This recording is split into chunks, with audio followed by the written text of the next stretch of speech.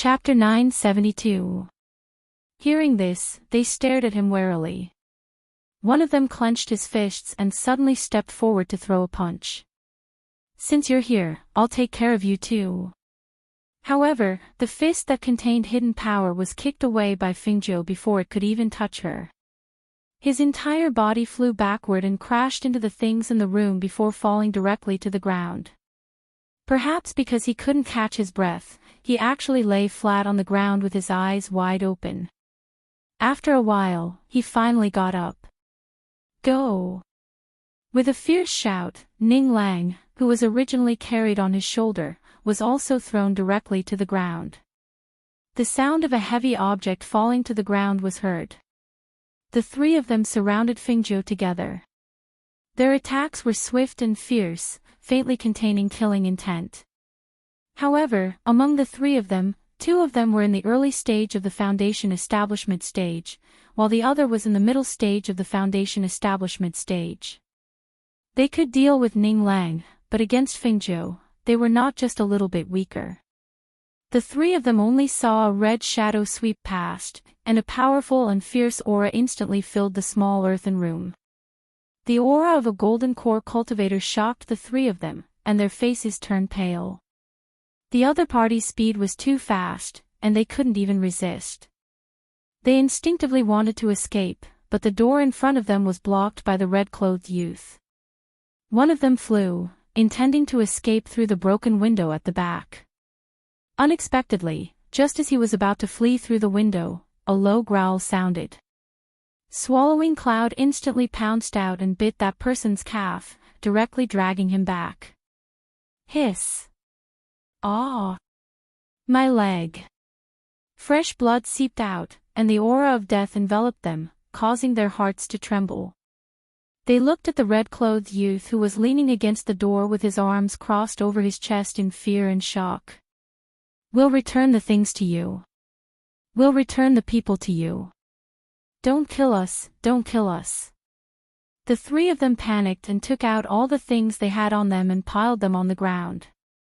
Things like gold belts, gold and jade rings, jade pendants, and the like were all piled up on the ground one by one, forming a small mountain of things. Compared to money, they wanted to live more. If they didn't even have their lives, it would be useless no matter how much money they had. "Not running anymore." Fengzhou glanced at them. His lazy voice was cold. Don't run, don't run." The three of them hurriedly said, looking at the young man in front of them, their hearts trembling with fear. Tun Yun let go of the man's leg and bared its sharp teeth as it let out a low threatening growl. Only then did it return to Fengzhou's side. "Have you shaken off everything on your body?" It's all clean. We've even taken out all the things we had before. There's really nothing left." The three of them hurriedly spoke as they flipped through their clothes for him to see, proving that they didn't dare to leave anything on their bodies that the fatty was afraid of. "Just now, you said you were going to sell him. Where in the city is there human trafficking?" She raised her eyebrows and asked. When the three of them heard this, their hearts trembled. No, we don't dare to sell him, we don't dare to sell him. I'm asking you a question. Where are the buyers and sellers? What kind of people were buying and selling people? Speak clearly."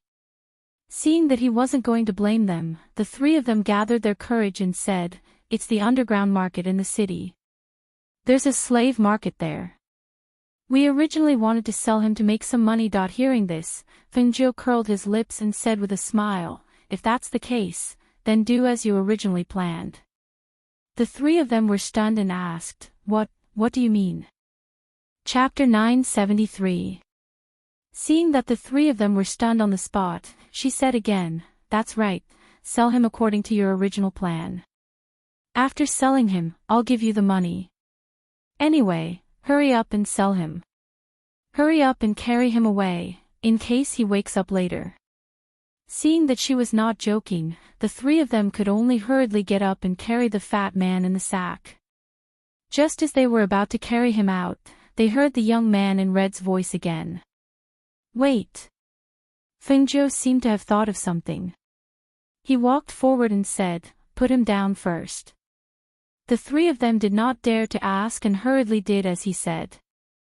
They opened the sack, revealing the fat man in tattered clothes. Seeing the unconscious fat man, Fengzhou curled his lips. With a flick of his finger, he used a silver needle to seal the spiritual aura in the fat man's body. Then, he said, "All right, carry him away." "Yes, yes." The three of them looked at each other and were secretly shocked. They hurriedly carried the fat man and limped out. Fengzhou put everything on the ground into a chinquan bag and put it into the space. Then, he took Tun Yun and followed behind the three of them. Didn't he want to slip away? She wanted to see how Ning Lang would react when he woke up and found out that he had been sold. The three brawny men knew that the red-robed young man was following them, so they didn't dare to delay. They directly carried the red-robed young man to the underground market and found the manager who was in charge of the transaction. "We'll sell this person to you. Give us a price." The three of them wanted to leave, but when they thought of how they had emptied their family savings, they resisted the urge to leave. They thought that they could at least earn some money back. "Who are you?" The manager glanced at them and kicked them. He looked at the three of them and asked, "Is it a man?" "Men aren't worth much here." The three of them gulped and said, "It's a young man. He's fair and chubby and is quite likable. Take a look at the goods first." As they spoke, they opened the sack and revealed Ning Lang's head. The in-charge went forward to take a look.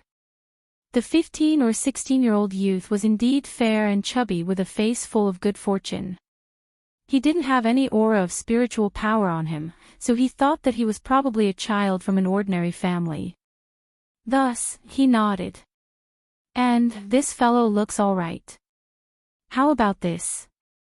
I'll give you 200 silver coins." 200 silver coins. The three of them were stunned.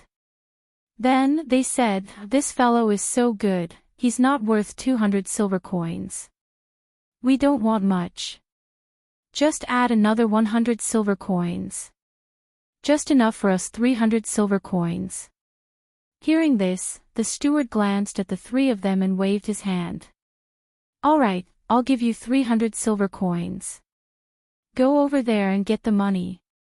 As he spoke, he waved his hand and called for a person to come over, and the three of them went over there to get the money. In his days, Ning Lang seemed to have heard them discussing some goods that were worth 300 silver coins. When he heard that there was business, his dazed mind instantly sobered up. He immediately asked, "What goods? Let me take a look." The manager who stood to the side. "A little fatty like you dares to call yourself a young master? Stop daydreaming." As he spoke, he raised his voice and shouted, "Two of you, wash this fellow and change his clothes. Then, lock him up with the other young men." Ning Lang was stunned. He jumped up. "What are you talking about? Lock him up with what?" As soon as he ran out of the sack, he was held down. Chapter 974. Ning Lang was dumbfounded. He was stunned and in disbelief. 300 silver coins. Who sold me out? I'm only worth 300 silver coins. Are you kidding me? Come back. That skinny guy who's as thin as a monkey, come back. Come back and explain yourself." The steward, who had already walked a few meters away, heard the words coming from behind him. His face darkened. He turned around and walked forward with his hands behind his back. He stared at Ning Lang gloomily. "Fatty, who did you say looked like a monkey just now?" Ning Lang was also someone who knew how to read the situation. Seeing this skinny guy's gloomy face, he couldn't help but be secretly shocked. The other party was a cultivator in the middle stage of the foundation establishment realm. He didn't dare to provoke him. He steadied his mind and said, "Let me go. I can give you money." The steward looked him up and down, his eyes full of contempt and disdain. Give me money. You're only left with this fat and this shabby smelly clothes. Where did you get the money? He glared angrily. Just as he was about to speak, he finally realized that something was wrong. The spiritual power in his body seemed to have completely disappeared. He was like an ordinary person. His foundation establishment realm cultivation seemed to have completely disappeared. This made him a little flustered, and he swallowed the words he wanted to say. He was the young master of Ning City, and his net worth was unimaginable. However, if he told these people his identity, wouldn't he be in more danger? Just as he was thinking, the steward waved his hand. Take him away and watch him carefully. There's an auction tonight. When the time comes, send them all up. This kid is white and fat. I believe there will be people who like him. Hearing this, Ning Lang's eyes widened. What do you mean by that? I'm warning you, don't mess around. You'd better let me go quickly, or you'll regret it. Do you hear me? Let me go quickly. Let you go. Dream on. The steward pinched his chubby face with a smile. Fatty, it seems that you usually eat well. You've grown more fat than others. Old thing, how dare you take advantage of your grandfather? Is my face something you can pinch? Ning Lang was enraged. Since his hands were held down, he lifted his leg and kicked. Fortunately, the steward dodged quickly. Otherwise, his crotch would have been kicked. The steward, who had dodged the punch, had a dark expression on his face. He clenched his fists and rubbed them against each other, making cracking sounds. The next moment, he swung his fist and punched Ning Lang hard in the stomach. With a bang, Ning Lang let out a muffled groan. His face turned red and his body shrunk slightly. It was as if he couldn't catch his breath and couldn't speak for a long time. You still dare to be wild here. I think you need to be taught a lesson. Don't worry about him for now. Lock him up in the 9th cage to temper his spirit. I want to see how wild he can be in the 9th cage. He gave a heavy snort, flicked his sleeves, and left. The two burly men brought Ning Lang, who had curled up into a ball, to the cage marked with the word 9. They opened the iron cage, pushed him in, and locked it. What are you doing? Let me out. Let me out. Bastard. Let me out. Chapter 975. In this iron cage that was only the size of a small room, there were 11 ferocious-looking strong men either squatting or sitting. These people were bare-armed and only wore a pair of shorts. Their arms, waists, and abdomens were muscular, and the scars on their bodies were crisscrossed. Each of them looked like a bloodthirsty demon. At this moment, these people were staring at him with unkind eyes. Ning Lang, who was originally shouting and cursing, saw that the situation was not right. He could not help but shrink into a corner and look at them vigilantly. The big man sitting in the middle raised his chin and signaled. The strong men on both sides stood up, clenched their fists, cracked their necks, and approached step by step. What do you want to do? Ning Lang retreated, but found that there was nowhere to go. What do we want to do? Since you're here, of course, we have to teach you the rules. One of them snorted coldly. Two figures stepped forward and grabbed Ning Lang's shoulders, one on the left and one on the right. They twisted Ning Lang's hands and pushed him forward. Don't mess around. I have money. I can give you money, he said hurriedly. Money? Ha ha ha, what a joke. What do we need money for? The man laughed out loud. Unexpectedly, he clenched his fist and punched Ning Lang's abdomen. He leaned close to Ning Lang's ear and said, "Little fatty, let your grandfather teach you a lesson. In this place, money is useless to us. Do you understand? As long as you're strong, you'll be the boss even in this cage." Bang! As he spoke, another punch landed. He beat Ning Lang like a sandbag. One punch after another, one punch after another. The force was mixed with hidden force. Bang! Bang! Bang! Bang! Ning Lang's painful cries and muffled groans rang out in the iron cage and spread to the surroundings. However, this kind of thing was too common in this place. No one cared at all. They were just watching a good show. After all, they were not the ones being beaten. Ah! Stop hitting me! His face was red, and there were traces of blood at the corner of his mouth. Because he was being pulled into the iron cage, there were a few bruises on his face. The pain in his body made him curl up. The people here were either great spiritual masters, great martial masters, or foundation building cultivators. He did not have spiritual power now. Even if he did, he could not beat so many people alone. In the past, no one dared to beat him up no matter where he was. Today, he was caught and sold here. He was even beaten up. He was angry and sullen in his heart. For the first time, he realized that he had left home and no one to protect him. He could not protect himself. Just as these people had said, there was no point in asking for money when they were locked up in such a place. For the first time in his life, his heart wavered. Of his teeth. In the dark, Fengjiu watched this scene quietly. She watched him curl up on the ground with his head in his hands like a small animal. She saw the anger and sullenness in his eyes.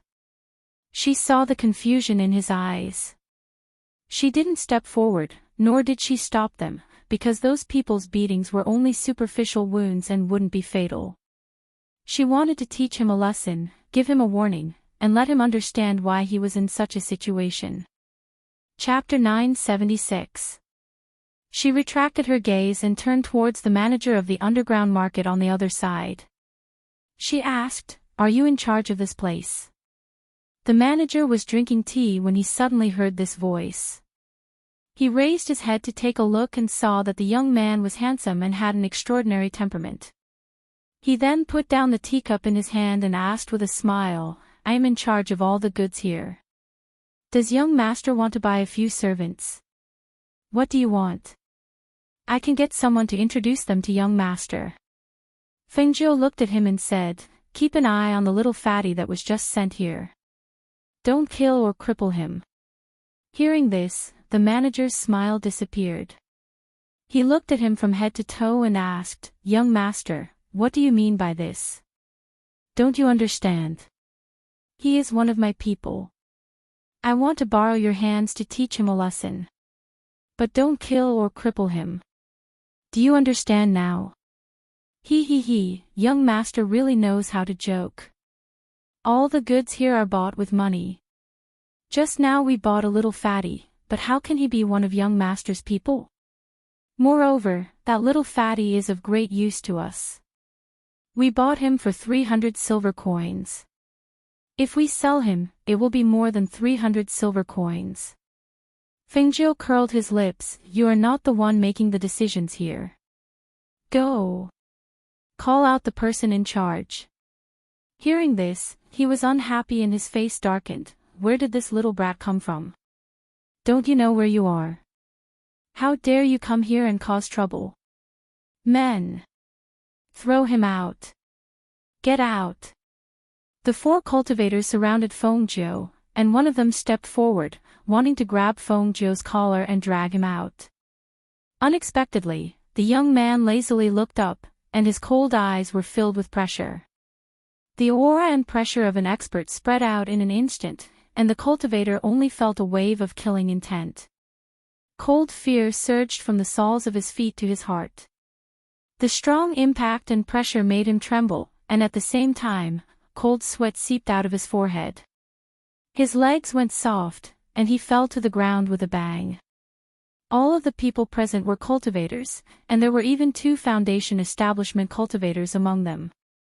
Even the steward was a mid-foundation establishment cultivator.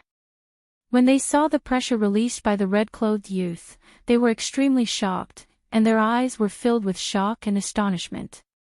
How could a 16 or 17-year-old young man have such a terrifying pressure and aura? What was the background of this young man? You, who are you? The manager knew that the other party was not ordinary. He did not dare to fight force with force and could only ask in a trembling voice. A golden core cultivator was not frightening. However, a 16 or 17-year-old golden core cultivator was extremely frightening. What kind of talent did he have to be able to cultivate to the golden core stage at the age of 16 or 17? Fengjiu lazily glanced at him. His indifferent voice was cold. You don't have the right to know. If he had heard this just now, the manager would definitely have scolded him. However, at this moment, seeing that he had made a foundation establishment cultivator fall to the ground without even lifting a finger, he did not dare to show any signs of neglect or dissatisfaction. This was how the world worked.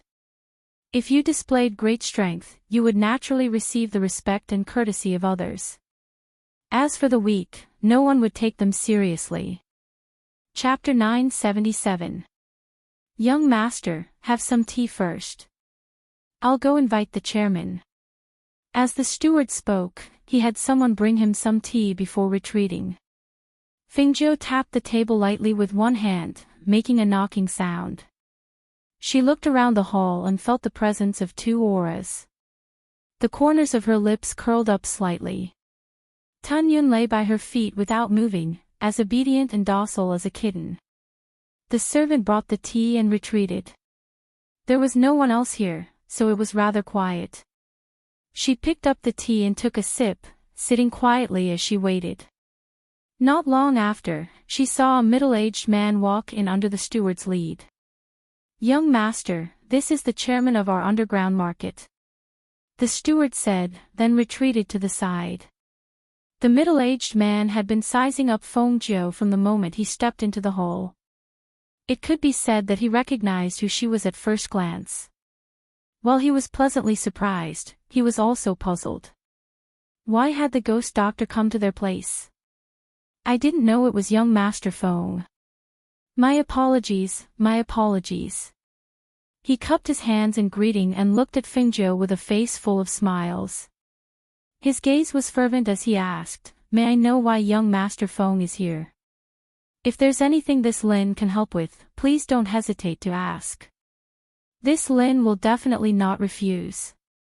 When the steward saw the chairman's fervent and fawning attitude and tone, he couldn't help but be shocked. His legs turned to jelly. He wiped away the cold sweat on his forehead as he stole glances at the red-clothed youth, trying to guess his identity. What young Master Feng? The chairman didn't even have such a good attitude and tone when meeting the family heads of some of the clans in the city. Why was he like this when facing this youth? Who was this person?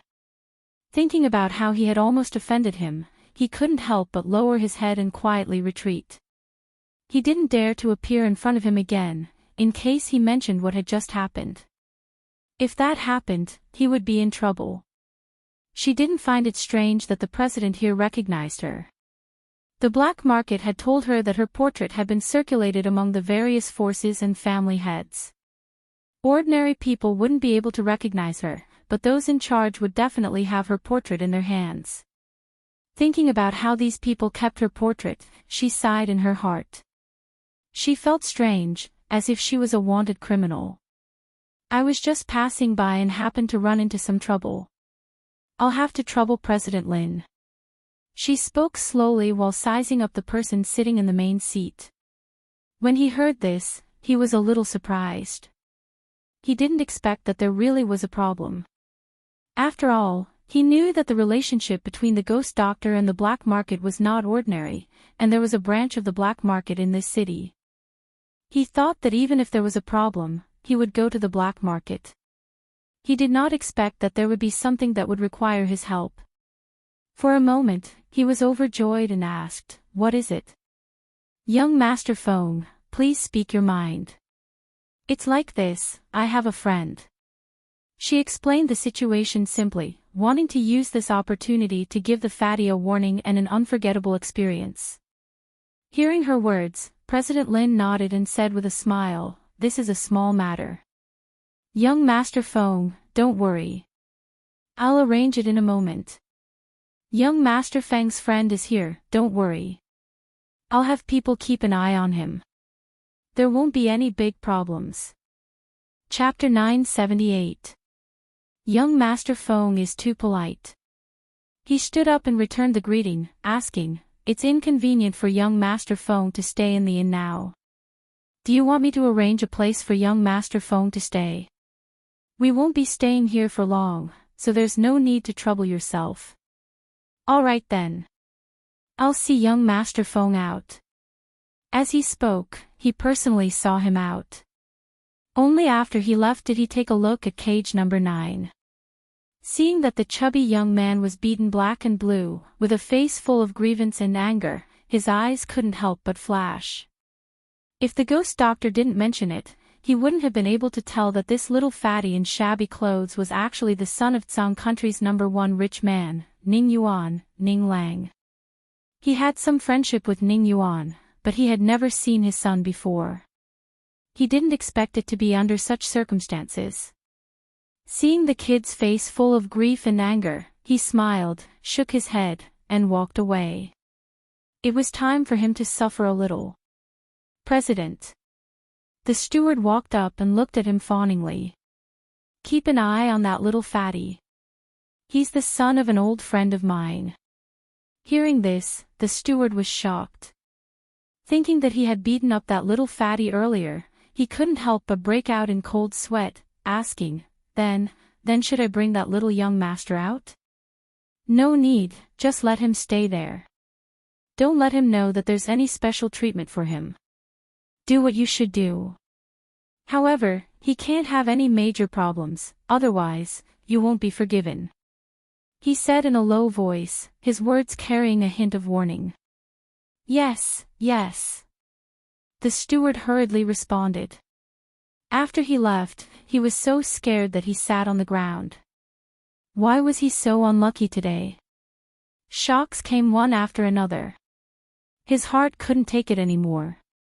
It was all those 3 people's fault. They actually caused him such trouble. On the other side, when Fengjiu returned to the inn, Duan Yi was already waiting on the first floor. Seeing that Fengjiu had returned, he asked, "Did little fatty really run away?" "He ran away." She nodded and smiled. She sat down at the table and poured herself a cup of water to drink. "You didn't catch up to him?" "That's impossible. With his skills, he couldn't catch up to Ning Lang." "I caught up to him, but I didn't bring him back." "Why didn't you bring him back?" he asked in confusion. Fengjiu smirked. "Because he was sold and locked up in a cage." "What? Was he sold?" His voice was so loud that the surrounding people looked over in shock. Duan Yi ignored the others on the first floor. Instead, he looked at Fengjiu and asked, "How did he get sold?" In any case, he was a foundation establishment cultivator. Moreover, that brat was very smart.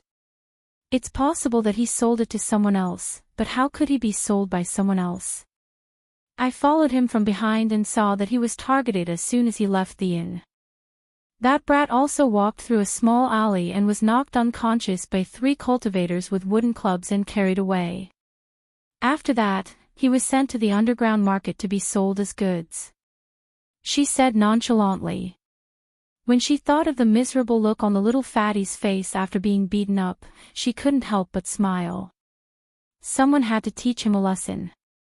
Duan Yi was a little stunned when he heard that. He stared at him with a strange gaze. "What do you want to do? Don't tell me you want to take the opportunity to teach him a lesson?" Knowing that he was sold, he didn't save him and was still smiling here. What was he up to now?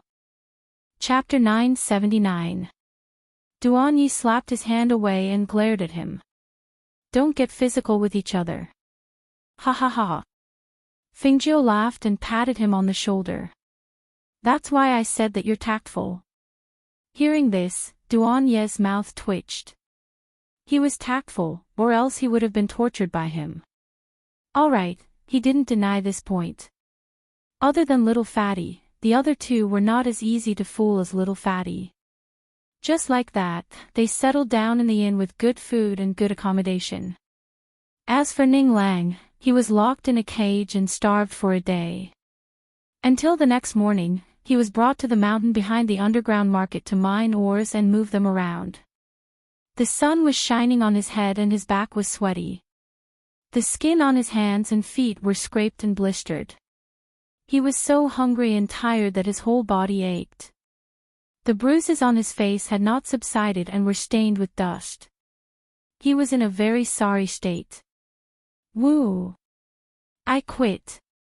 I don't have any strength. I can't move.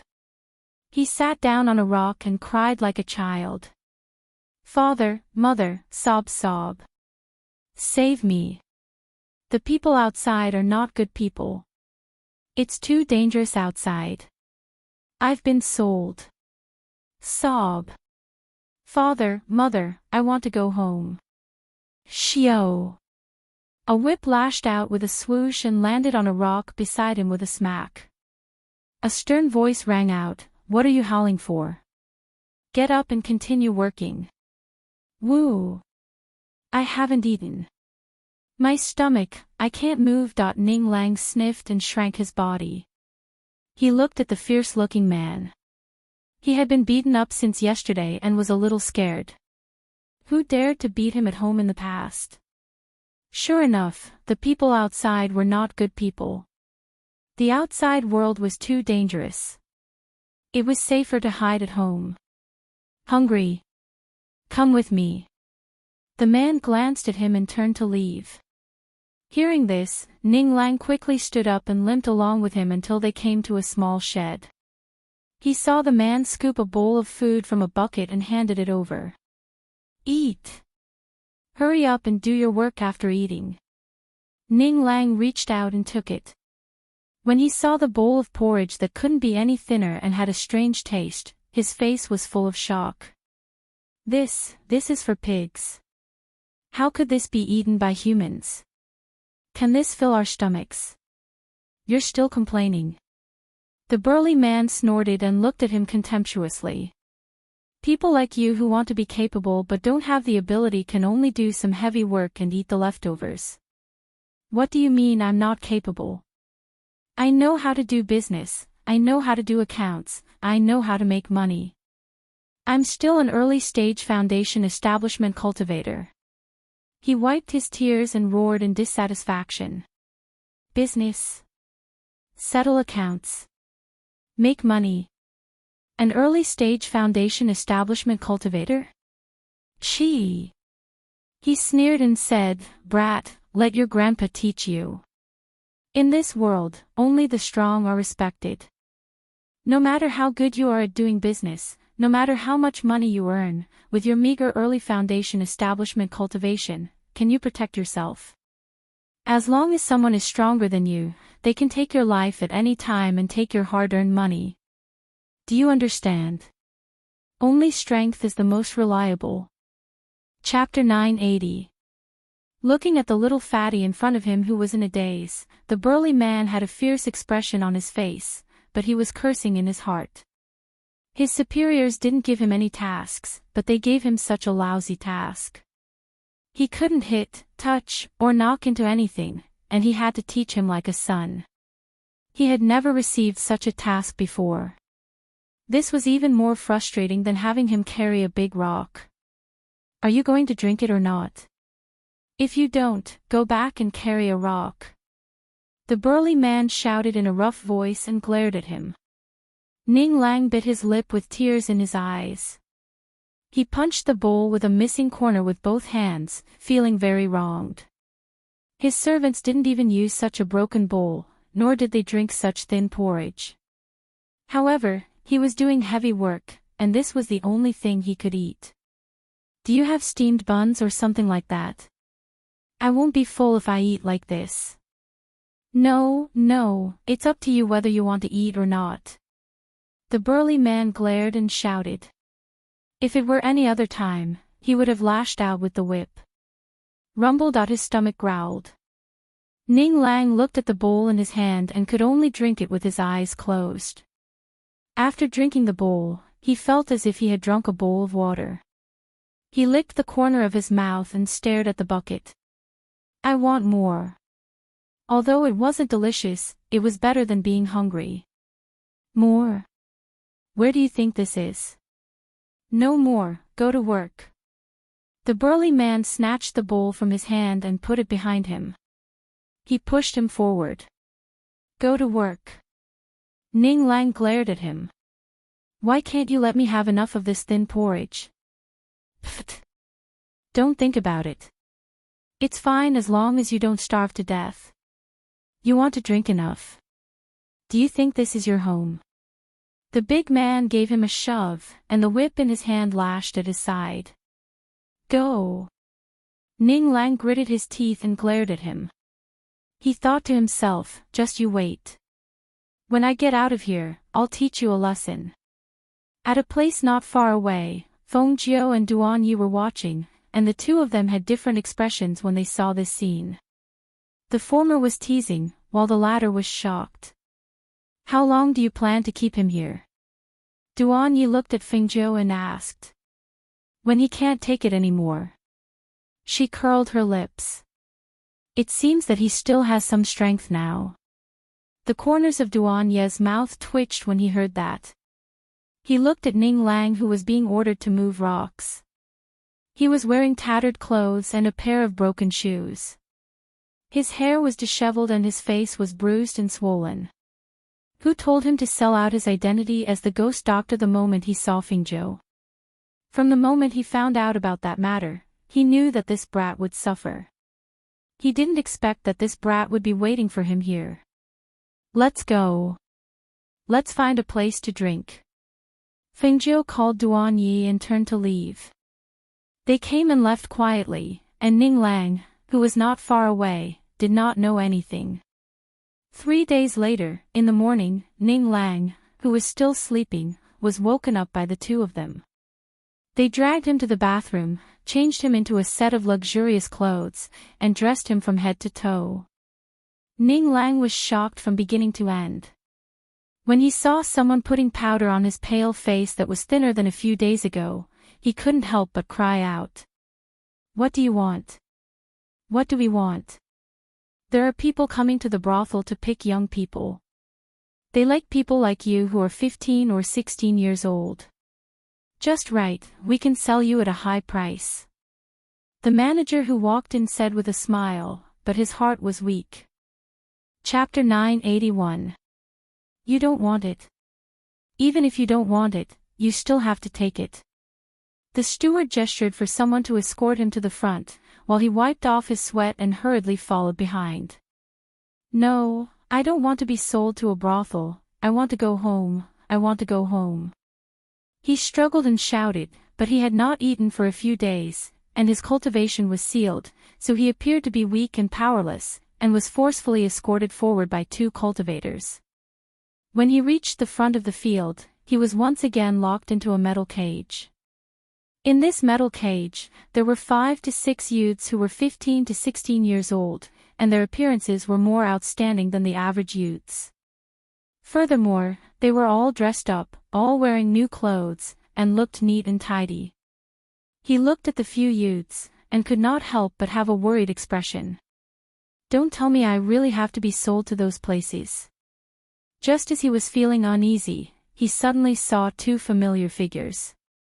Seeing them, his eyes immediately surged with joy, and both his hands tightly grasped the door of the metal cage, shouting outside, Feng Jiu! Feng Jiu! Duan Yi, save me, save me! I'm here, I'm here! The 2 people who were talking seemed to have inadvertently heard him, and turned around to look. When their gazes landed on the figure locked in the metal cage, Duan Yi took large strides forward, and Feng Jiu slowed down by half a step. Little fatty. Why are you here? Duan Yi looked at the person locked in the cage with a face full of astonishment, as if he did not know anything, and asked in confusion and astonishment. Woo! Duan Yi, I've been sold. His eyes reddened, and looked at Feng Zhou, who was slowly walking over. Feng Zhou, I shouldn't have snuck away. These people aren't good people. They didn't even give me food to eat, and even made me do heavy work. Look at my blisters. Feng Zhou stopped in front of the metal cage, and looked at the youth who had obviously lost weight in the past few days, and asked with a smile, why didn't you tell them that you have money, and ask them to let you go? I did, but they didn't believe me, he said in grievance. Don't you also have a certain level of cultivation to protect yourself? Why didn't you escape? I can't escape, my cultivation has been sealed. Seeing that he was clearly smiling, but there was no smile in his eyes, and seeing that he did not say that he would save him, he could not help but feel fearful. Feng Zhou, you'll save me, right? From the moment you escaped, I had nothing to do with you. Perhaps you can escape with your own abilities. No, I can't get out. He slightly lowered his head, somewhat not daring to meet his eyes. Save me and get me out. Are you obedient now? She raised her eyebrows and asked, test, where? Why are you still here? Are you looking for me? Ning Lang looked at Duan Yi, who was standing outside, and asked. Duan Yi glanced at him, and said, no, Feng Zhou said that there's no need to look for you since you've left. We heard that there's a local market here today, so we came to take a look. Ning Lang was silent, and lowered his head. Not long after, Ning Lang saw the manager, who was as skinny as a monkey, bending over with a fawning expression as he followed Feng Zhou. Seeing this completely different attitude, he sighed in his heart. Chapter 982. They brought him to the restaurant and ordered 12 dishes. Before all the dishes were served, they saw Ning Lang sitting down with a starving look on his face. He scooped a spoonful of rice and began to eat in big mouthfuls, not even bothering to speak to the other two. Feng Zhou and Duan Yi looked at each other and also sat down at the table. The two only drank wine and didn't eat much. An hour later, Ning Lang took a breath and finally put down his chopsticks. Are you full? Feng Zhou asked with a smile. I'm full. He rubbed his stomach and burped. This is the fullest and most delicious meal I've ever had. As soon as he finished speaking, he paused for a moment and looked at the two of them. I thought you guys had left. I thought you guys were really going to be sold to a brothel. Those people, I told them I was from the Ning family and that my family's wealth was comparable to a country's, but they didn't believe me. As he spoke, his face turned gloomy. Everything I have on me has been stolen by those people. Hearing this, Feng Zhou glanced at him, then threw a chinquan bag to him. Your things are all here. All right, let's go if you're full. We've already been delayed here for a few days. Ning Lang was stunned. He opened it and couldn't help but be astonished. It's really my treasures. Why are they in your? He wanted to ask, but he saw that Feng Zhou and Duan Yi had already walked out. Even the white ball pet had already followed them. At that moment, he hurriedly put away the chinquan bag and followed them down.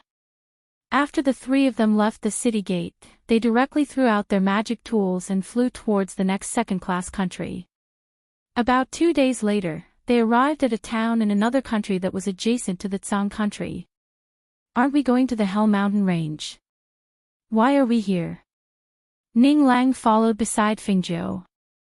Looking at the red-clothed man walking leisurely, he was a little confused. For the past 2 days, the more he thought about it, the more he felt that something was not quite right. However, he could not figure out what was wrong. It was true that he had saved him, but how did his things end up with him? They had arrived at the inn together. He also knew that Feng Zhou and Duan Yi had not gone out at that time, so it was naturally impossible for them to find someone to deal with him in that short period of time. But after thinking about it, he still felt that he had been tricked. However, due to his coldness, he did not dare to ask about this matter again. I'm here to find someone, Song Ming. Feng Zhou said and entered the city with them. Looking at the bustling city, Her gaze fell on a tea stall in front of them. Let's go have a cup of tea first. Little Tun Yun obediently followed behind her with the other two following behind her. When they arrived at the tea stall, other than tea, there were also some snacks to eat. Why are you looking for Song Ming? He's a wastrel. He doesn't do his job all day long, but he likes beauties. Ning Lang curled his lips. He did not have a deep relationship with Song Ming, but he had heard of his reputation. It could be said that he was a local ruffian born in a wealthy family. Duan Yi knew the identity of Feng Jiu's mentor. He also knew that they were going to look for Song Ming, so he did not feel anything. He did not have a deep relationship with Song Ming, but in the past, he often heard of his reputation as a wastrel in the academy. He paid attention to him only because he, Ning Lang, Song Ming and Luo Fei were listed as the 4 big thorns in the academy. No mentor dared to teach them, and no one dared to offend them. Chapter 983. He was actually very repulsed by the 8 great empires. His family was the royal family here, but it was said that they were only a small family there. He didn't want to go there, so he didn't pay much attention to his cultivation and didn't return to the academy. He didn't plan to be chosen by the Nebula sect in the future. If he was chosen, then he had to go there. He could be called a little tyrant here, but if he went to those places, he would have to be humble. He didn't want to do that. Quick, Song Ming is gambling in front again. He lost a lot of money yesterday. Let's go and take a look, a few men said and went forward together. Feng Jiu and the other 2 who were sitting at the tea stall heard this and their expressions changed slightly. It was said that Song Ming, in addition to his love for beauties and debauchery, was also very good at gambling. How could he lose? Let's go and take a look too. Ning Lang looked at the other 2 and asked. Yes. Feng Jiu nodded. After paying for the tea, he got up and followed the crowd. Some distance ahead, an alley was crowded with people. There was a square table in the middle of the crowd. A young man in embroidered clothes sat there with his legs crossed. There was a servant behind him. There was a dice cup in front of him. There were 2 words written on the table, big and small. There was also a lot of money on it. Quick, place your bets. He shouted and knocked on the table with one hand. Many people placed their bets again. Most of them bet on the big side. After everyone settled down, he opened the dice cup. When they saw the numbers inside, everyone was shocked. How can it be small? I've already opened many small games. I've already lost a lot of money on the big side. I'll definitely open big this time. I'm sorry, everyone. My luck is still pretty good today. I won again. He laughed. The servant behind him went forward to take the money and stood behind him obediently. Song Ming picked up the dice on the table and shook it. After putting it down, he shouted again, place your bets. Place your bets. I'll bet on big. I'll bet on big too. I'll definitely open big. I don't believe I won't open this side. Everyone gambled and their eyes turned red. They didn't believe in heresy and took out their money to bet on the bigger side. Feng Jiu and the other 2 watched from where they were. They saw those people shouting and hollering, but when it was time to open the first round, they would open smaller rounds. After a few rounds, it was obvious that they had lost until their eyes were red. Finally, someone believed him and shouted, keep opening small. I'll buy small for this round. I'll buy a small one too. Another person followed, and in the blink of an eye, he saw a pile of gold and silver coins on the small side. However, when the plate was opened, the surroundings fell silent, and then people started cursing. Song Ming. Are you trying to cheat? If we buy a big one, we will open a small one. If we buy a small one, we will open a big one. You must be cheating. Yes, you must have cheated. Give us back our money. All of them were angry and went forward to snatch the money. However, at this moment, Song Ming snorted heavily and slammed his hands on the table. The aura of a cultivator in the late stage of foundation establishment swept out and instantly pushed the people around him away. He stood up with a sullen face and stared at the people who had fallen to the ground. He snorted coldly, "How dare you steal my money? I think you've got guts." As soon as he finished speaking, he motioned for the servant behind him to put away the money on the table. Chapter 984. Right after he said that, his gaze fell on the three people at the side. One of them was wearing red clothes that fluttered in the wind. He had a handsome face and an outstanding temperament. The corners of his good-looking lips held an indescribable smile. For some reason, he looked a bit strange in Mo Tianga's eyes. Next to him was a purple-clothed youth and a finely clothed youth. The former had a baby face and his chin was slightly raised, revealing a bit of arrogance. The latter had a round figure and a pleasant face. His small eyes were narrowed into a line. Seeing that the three people's gazes were on him, he crossed his arms and asked, "What are you guys staring at me for?" Song Ming. Feng Zhou's gaze fell on him, sizing him up thoroughly. He was in the late stage of the foundation building realm and was about 18 or 19 years old. His clothes were loose, and he was leaning against the wall with his arms crossed and his legs slightly trembling. He looked like a slovenly ruffian. According to the information given to her by the academy, Mo Tianga knew that Song Ming's family was a bit complicated. His mother died of illness when he was 5 years old. In the same year, she found out that his father had another woman and 2 sons. One was the same age as him and the other was a year younger. The year his mother passed away, his father married that woman. He was just a 5-year-old child, but he was able to stop his mother's clansmen from inciting his father to marry that woman and become Madame Song.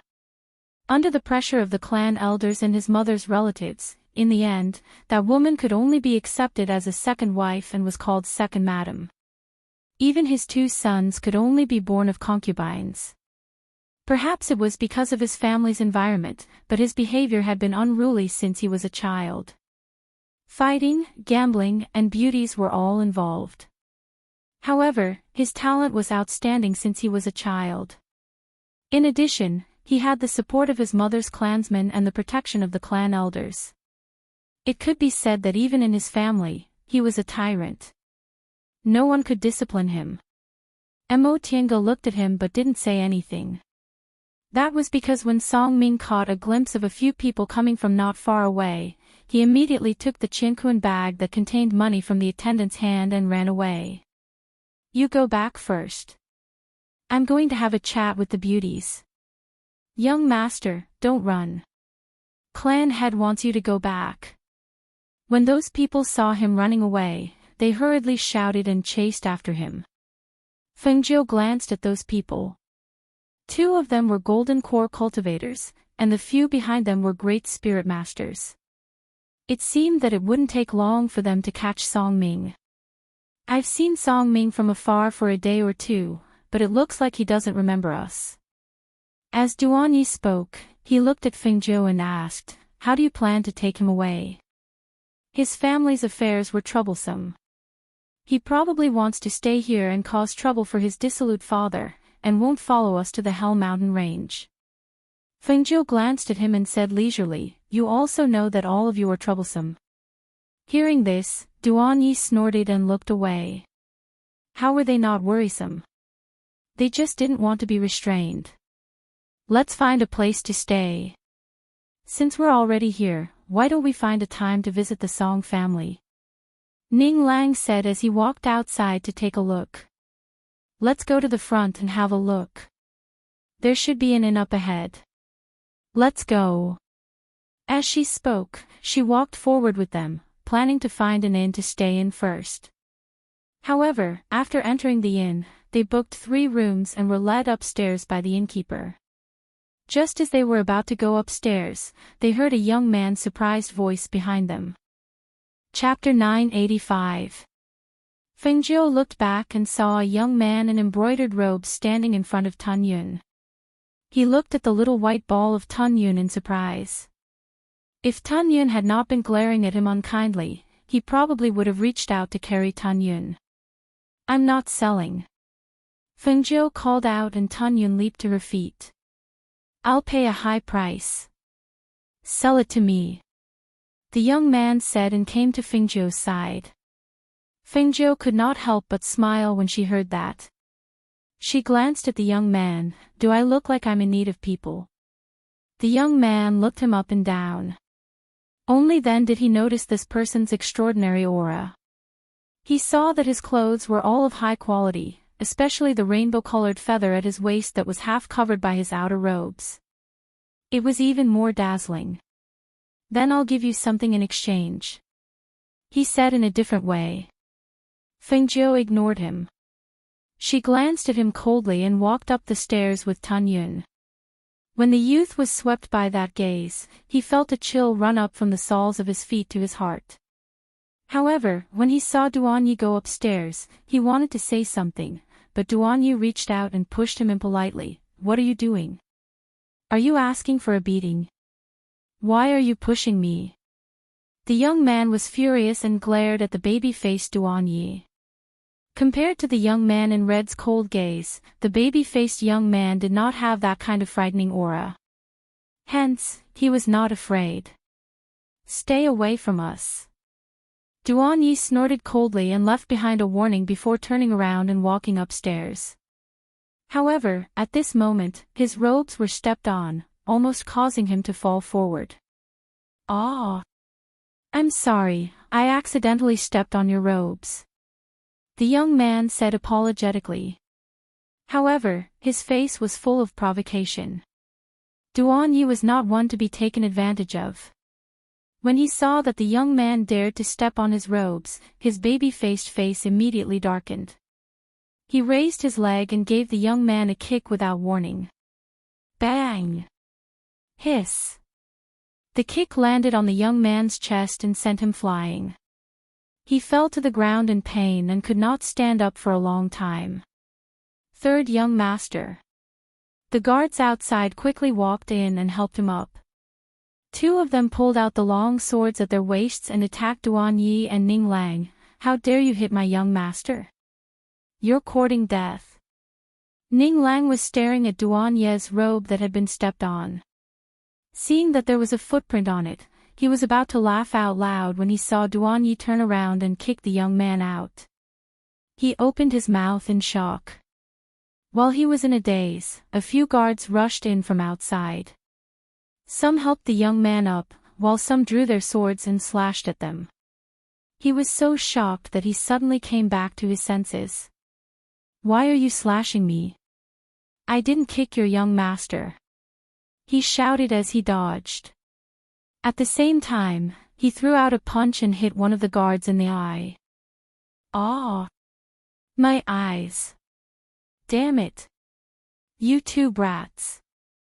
The other two guards also rushed forward and attacked with their long swords. The light of the blade and the shadow of the sword flashed and landed in the inn. Some of the ordinary guests were so shocked that they quickly dodged. However, some cultivators remained seated and watched the fight with interest. The innkeeper of the inn hid behind the counter and looked at the messy first floor. His face was pale with worry as he shouted, "Masters, masters, stop fighting. Stop fighting. If you continue fighting, my little inn will be destroyed." Ah! Chapter 986. Fengjiu, who was in the guest room upstairs, couldn't help but shake her head when she heard the commotion and cries downstairs. It wasn't peaceful anywhere, especially when she brought along a few troublemakers. Ning Lang wasn't very strong, but he was smart and had many thoughts. Duan Yi could fight against a golden core cultivator, so she didn't have to worry about the two of them being at a disadvantage. Thus, she rubbed her neck and ordered Tun Yun to watch the door while she went inside to rest on the bed. Downstairs, a few great spirit master guards were unable to gain an advantage over Duan Yi and Ning Lang, so they could only dejectedly help their third young master, who had been beaten black and blue, slip away. However, before they could leave the inn, they were blocked by Ning Lang, who was smiling and squinting his eyes. "Hee, you can leave, but shouldn't you deal with the compensation first before leaving? You guys broke it." The young man glared at him, gritting his teeth in anger. "What do you mean we broke it? You guys were the ones who broke it. Don't you think so, shopkeeper?" Ning Lang smiled and looked at the shopkeeper, who had just popped his head out from a corner. The shopkeeper wiped his cold sweat and looked at Duan Yi and Ning Lang, then at the young man and the guards. He didn't know where the former came from, but his skills were extraordinary. The latter was the third young master of the Song family in the city, so he didn't dare to offend him. After hesitating for a while, he said carefully, Then why don't both of you compensate me a little, aye?" Before he could finish, he was interrupted by Ning Lang's voice. "What? You want me to compensate you? Shopkeeper, are you kidding me? Are you sure your eyes aren't under your feet? They were clearly the ones who brought people here to cause trouble, using knives and swords to break your tables and chairs, and you actually want this young master to compensate as well? In your dreams. It's good enough that I didn't ask you to compensate me for the shock, but you actually want me to compensate you? Do you think it's easy to earn my money? Ha!" The chubby young man glared at the door, blocking the young man and the others from leaving. At the same time, he glared at the shopkeeper and lectured him. His expression seemed to say that if you dare to make me pay, I will fight you to the death. Seeing this, the shopkeeper felt guilty and didn't know what to do. It was true that the people from the Song clan had used their weapons, but if the two of them hadn't lifted the chair and table and smashed it at him, they wouldn't have been chopped into pieces, and the first floor wouldn't have been destroyed like this. The shopkeeper couldn't help but look at the people from the Song clan, and for a moment, he was very nervous. "What are you waiting for? Pay up." Ning Lang glared at the people in front of him. "Or do you think you haven't beaten me enough? You want another fight?" The young man clenched his teeth. The pain on his face made him swallow his anger. He said to a guard, "Pay up." When a guard saw this, he hurriedly took out some money to compensate the shopkeeper. Only then did he support his young master and leave. "Little guy, you're talking about money with your Lord Ning. You should be thankful that I didn't make you pay with your underwear facing the sky." Ning Lang snorted and said to the shopkeeper, "Prepare a few dishes for us and send them upstairs." "Yes, yes." The shopkeeper hurriedly responded and watched as the two of them walked upstairs. On the first floor, some cultivators sitting in the corner couldn't help but feel a little surprised when they saw this scene. They didn't expect that the two young men could actually beat the guards and that young man, and even make them pay. Chapter 987. However, the people on the first floor guessed wrong. The youth did indeed complain after returning home. However, Master Song was having a headache about his eldest son, Song Ming, and had no time to care about his youngest son. Therefore, after hearing the guard's words, he only told his son not to cause trouble and did not say anything else. In the west courtyard, a beautiful woman was looking at the jewelry sent by the jewelry shop in the courtyard. She picked up a necklace and asked a maid to put it on her. After looking at the effect, she heard the sound of kicking and cursing outside. "Go and see what's going on," the beautiful woman said slowly. Her voice was soft and gentle, like a gentle and delicate beauty. Her appearance and figure were indeed so. Even though she was already in her 30s, she looked like a woman in her 20s. This beautiful woman was the second madam of the Song family. "Madam, the third young master is sulking outside. I don't know who hit him, but his face is full of injuries. This servant wanted to apply medicine for him, but he didn't let me." "Hit by someone?" The second madam was startled. She put down the jewelry in her hand and walked out. When she came to the courtyard, she saw her son's face covered in bruises. She couldn't help but feel distressed. Who dared to hit you like this? Quick, get the medicine for the third young master to apply. I don't want it. He pushed the second madam away and said angrily, I don't want it. If you're hurt, you have to apply medicine. How can you not apply medicine? Don't throw a tantrum. Quick, mother will apply it for you. She looked at her son with distress. She took the medicine from the maid and was about to apply it for him. I won't. I won't. He angrily pushed the medicine in the second madam's hand to the ground and broke it. Seeing this, a trace of worry appeared on the second madam's delicate face. She asked, then tell mother, who hit you? Don't tell me it was your eldest brother who dragged you to the martial arts field and beat you like this again. It wasn't him. It was those two stinky brats. They beat me up and even made me pay for the tavern. I couldn't take this lying down, but father said he was busy with big brother's matter and told me not to cause trouble. He wouldn't stand up for me. He said hatefully, his eyes filled with unwillingness. No matter how much his father doted on him, he couldn't compare to his elder brother. His matters would never be as important as his elder brother's. Just because he was born of a concubine, just because his mother wasn't the wife of the head of the Song family. Hearing this, the second madam's eyes flickered, and she said softly, since your father has said so, don't think about it anymore, lest you make your father unhappy. Big brother is always causing trouble outside. When has father ever said anything about him? If big brother was bullied outside, father would help him out. He said angrily, his fists clenched tightly. The more he thought about it, the harder it was for him to get over it. Don't always compare yourself with your big brother. Your big brother is the son of the first wife. Your father has his reasons for valuing him. Just say these words here. Don't say it outside and let others hear it.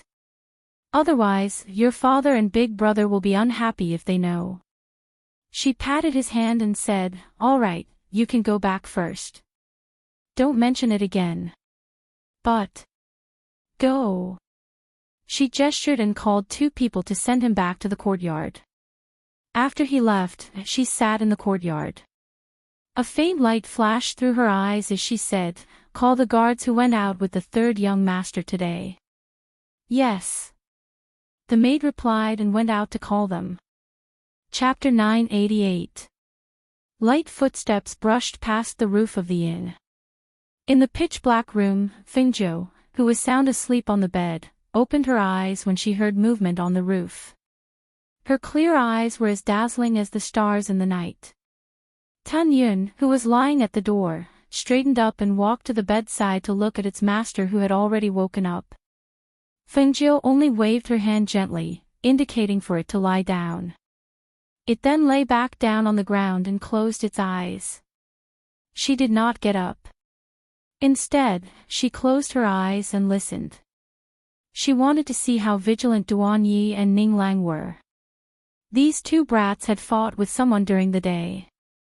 Were they sleeping soundly at night? Or were they still vigilant? In the other two rooms, Duan Yi and Ning Lang both woke up when someone landed on the roof. Duan Yi was already vigilant, while Ning Lang had suffered a loss once. He no longer dared to be careless. The movement was extremely small, and the aura was hidden very well. It was obvious that the person who came was not a Foundation establishment cultivator, but a Golden Core cultivator. Was it someone sent by the Song clan? Such sneakiness was truly despicable. During the day, they had fought with someone from the Song clan. Tonight, they came to deal with them. Even a fool would know that it was someone from the Song clan. However, it was one thing to come out in the open, but to come out in the dark like this really made people look down on them. However, as they lay quietly on the bed with their eyes closed, they realized that there was no movement for a long time. They could not help but feel strange. Could it be that they were not from the Song clan? Just as they were thinking, they smelled a faint fragrance. When they smelled that fragrance, the two of them cursed inwardly. Just as they were about to jump up, their vision turned black and they lost consciousness. Just as the two of them lost consciousness, a figure came in from outside the door. The person stabbed a needle dipped in medicine into their arm and then left. In the other room, Fengjiu was also listening for the commotion. Nothing happened for a long time until a faint scent permeated the room. Her heart skipped a beat. She used her spiritual sense to instruct Tun Yun to behave like a defenseless pet and act according to the situation. Not long after, the door opened from the outside. Two black figures walked in. One of them picked up Tun Yun, who was lying on the ground, while the other went forward. Just as he was about to stab Tun Yun with a needle dipped in medicine, Fengjiu, who was lying on the bed, suddenly opened his eyes. He reached out and bent the needle. Crack! Ah! The sound of bones breaking rang out in the pitch-black room. The cultivator's cry of pain suddenly stopped, as if his voice was stuck in his throat. He only felt the needle pierce into his body. Soon after, he collapsed powerlessly. This sudden scene startled the other black-clothed man who was holding the little beast. Just as he was about to retreat quickly, the little beast in his arms suddenly growled. With a flash of light, it transformed from a small pet into a huge and powerful mythological beast. With a claw, it pressed down on the shocked gold core stage cultivator, making him unable to move. Hiss! You! The golden core cultivator who had been pressed to the ground by Tun Yun, who had returned to his original form, sucked in a breath of cold air. He looked at Fengjiu and the divine beast in shock. His voice stopped at the same time, and after a moment of movement, the room returned to normal. It was as if the movement just now was an illusion. Chapter 989. Is this Patriarch Song's idea? She raised her eyebrows and stared at the cultivator who was being pressed to the ground by Tun Yun. The cultivator was trembling all over and had no strength to get up. He didn't say anything and just looked at the red-clothed youth in front of him in horror. You don't want to talk? It's okay, I can take you back to the Song family to ask for an explanation. Don't even think about dying. If you die, I'll feed you to my little beast. She spoke unhurriedly and glanced at the person on the ground. She wasn't afraid that he would kill himself because she had already seen that this person was afraid of death. Otherwise, he would have killed himself the moment he was caught. He wouldn't have waited until now. Watch them. Fengjiu ordered Tun Yun to watch over the two of them while he walked out. He first went to Duan Ye's room to check on his condition. This idiot. She couldn't help but curse in a low voice. He had really fallen into a trap. She immediately took out a silver needle and pierced Duan Ye's acupuncture points to wake him up. Unexpectedly, as soon as he woke up, his fist, which contained a fierce hidden force, was swung towards her face. She quickly blocked it and said angrily, "It's me." When he came back to his senses and heard Fengjiu's voice, Duan Ye was surprised. Why are you here? As he spoke, he quickly sat up and felt that there was nothing wrong with his body. He couldn't help but let out a sigh of relief. Thank goodness you're fine. I thought I had fallen into a trap. You're fine. Fengjiu glanced at him with a strange expression. He stood up and flicked his robe. You think you're fine? Hearing this, Duan Ye's heart sank. He had a bad feeling. He said, I seem to have smelled something and fainted. Now that I've woken up, I'm really fine. Am I not? Let's go next door and check on Ning Lang first. As she spoke, she turned and walked out. Duan Ye hurriedly followed behind her. When they arrived next door, he saw that Ning Lang was also unconscious on the bed. He watched as Fengjiu stepped forward. After taking his pulse, he pierced his acupuncture points with a silver needle to wake him up. Ning Lang slowly opened his eyes. When he saw Fingzhou sitting by the bed, he was stunned. Fingzhou. Why are you in my room? He sat up. Seeing that Duan Yi was also there, he couldn't help but let out a sigh of relief. You're all here. That's good. Let me tell you. Have you heard the sound of it? Since you already knew, why did you still allow yourself to fall into the trap and put yourself in danger? Are you tired of living? Why didn't you know how to react in the first place? She looked at the two of them, her voice cold and sharp. The two of them were silent for a while. They looked at each other and then at Feng Nine, waiting for him to continue. From the moment she woke up, she saw the anger on his face. It was obvious that something was wrong. Two. She crossed her arms and leaned against the bed. Her handsome expression was cold, and a chill flashed across her eyes. She suddenly felt her hands itch for this kind of vicious person who easily took people's lives. Hearing her words, Duan Ye's face darkened. His whole body exuded a bloodthirsty killing intent. Ning Lang's eyes widened in shock and disbelief. Chapter 990. I also want to know who did this. Duan Ye's voice was cold and murderous. His doll-like face was filled with a bloodthirsty expression. Fingzhou's gaze swept past the two of them. The two golden core cultivators are still in my room. Let's go. Let's go and ask them. As she spoke, she turned and walked out, heading towards her guest room. When the two of them heard this, they were stunned. Two golden core cultivators had been defeated by him. Puzzled, they followed him out to his room. As soon as they entered, the two of them jumped in fright and nearly cried out in alarm. In the room, a ferocious beast that looked like a tiger and a lion exuded a powerful aura. It made them unable to take a step forward for a long time. That was a divine beast. It was actually a divine beast. And they actually sensed a trace of little Tun Yun's aura from this terrifyingly powerful divine beast. The beast's eyes were even more frightening than Tun Yun's when he was shrunk. The bloodthirsty and ferocious eyes were filled with a terrifying murderous intent. Just one look was enough to make the two of them tremble. Especially when they saw a golden core cultivator lying on the ground under the divine beast's claws. He seemed to be gasping for breath. His face was pale and his aura was weak, as if he would die at any moment. As for the other side, he was lying unconscious on the ground. The two golden core cultivators were being guarded by the divine beast. Even if two more people came, they would not be able to escape, let alone just the two of them. He's over there. You can interrogate him. She gestured. She did not go forward but sat down at the table and poured herself a cup of tea. Duan Yi and Ning Lang looked at each other as their lives were at stake. They walked forward and looked at the golden core cultivator who was being stepped on by Tun Yun. They asked coldly, "Who ordered you to use such a despicable method?"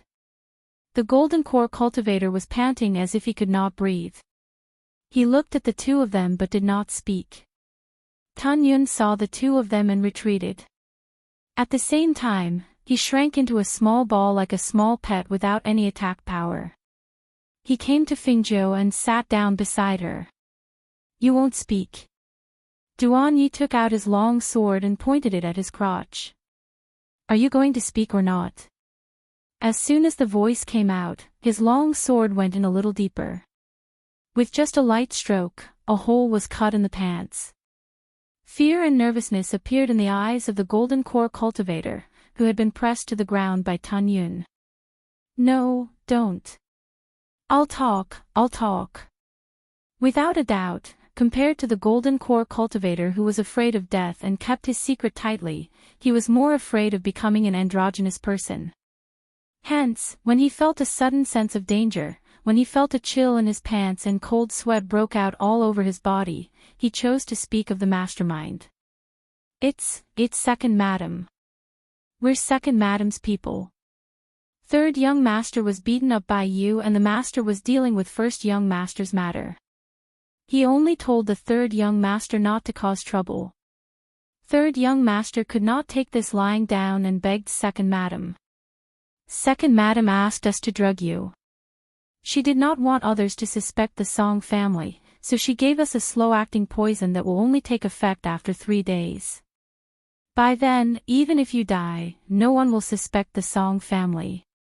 This is what we know. I've told you everything. Please let me live. Chapter 991. Hearing this, Duan Yi and Ning Lang's expressions changed. Second madam. The woman that Master Ning had outside. It was said that that woman could only be considered the second madam in the Song family, and her son could only be the son of a concubine.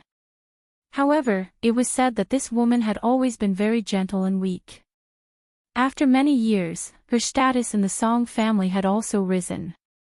Unexpectedly, she was a two-faced person with such a vicious mind. Well, if she didn't have some tricks, how could she give birth to a son of the same age as Song Ming? How could she be brought into the family after Song Ming's mother died? If it weren't for Song Ming's mother's family stopping her, she would have been the madam of the Song family now. It was reasonable for such a scheming woman to say that she was the one who sent people to do tonight's matter. Because the young man who was beaten up by them today was her biological son. If Master Song didn't show up, how could she, as his mother, remain calm?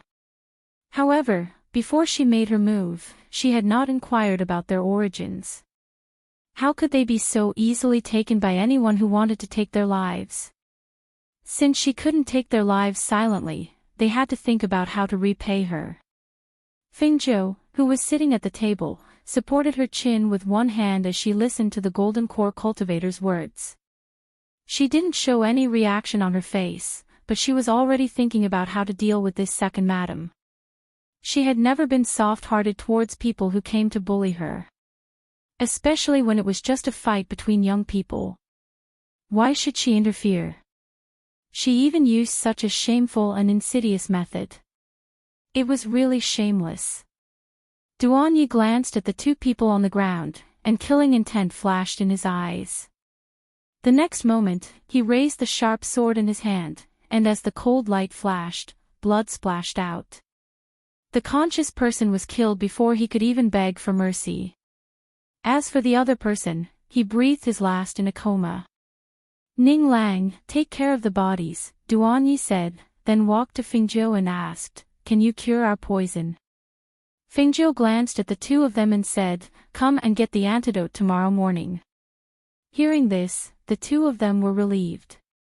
Duan Yi asked again, what do you think about that woman? Thoughts? I don't have any thoughts about such a vicious woman, but since we've already formed a grudge tonight, it doesn't seem right if I don't return the favor. She sneered as she tapped her fingers on the table, a cold light flashing in her eyes. Seeing this, Duan Yi and Ning Lang exchanged glances. They knew that there was no need for them to do anything, as he would handle it himself. Moreover, they believed that Fingzhou would definitely be more effective than them. Thus, the two of them dealt with the corpse and cleaned up the bloodstains on the ground. They went back to their rooms to rest and waited for dawn to come back to collect the antidote. With the ghost doctor by their side, even if they were poisoned, the two of them were not that worried. The second madam of the Song family had suddenly made a move because she hadn't investigated the identities of the three of them. They only knew that she would soon regret her evil scheme tonight.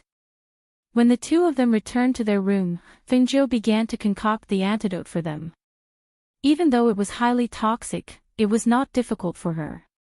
With one bottle of antidote, the poison in their bodies would be cured by tomorrow. Chapter 992.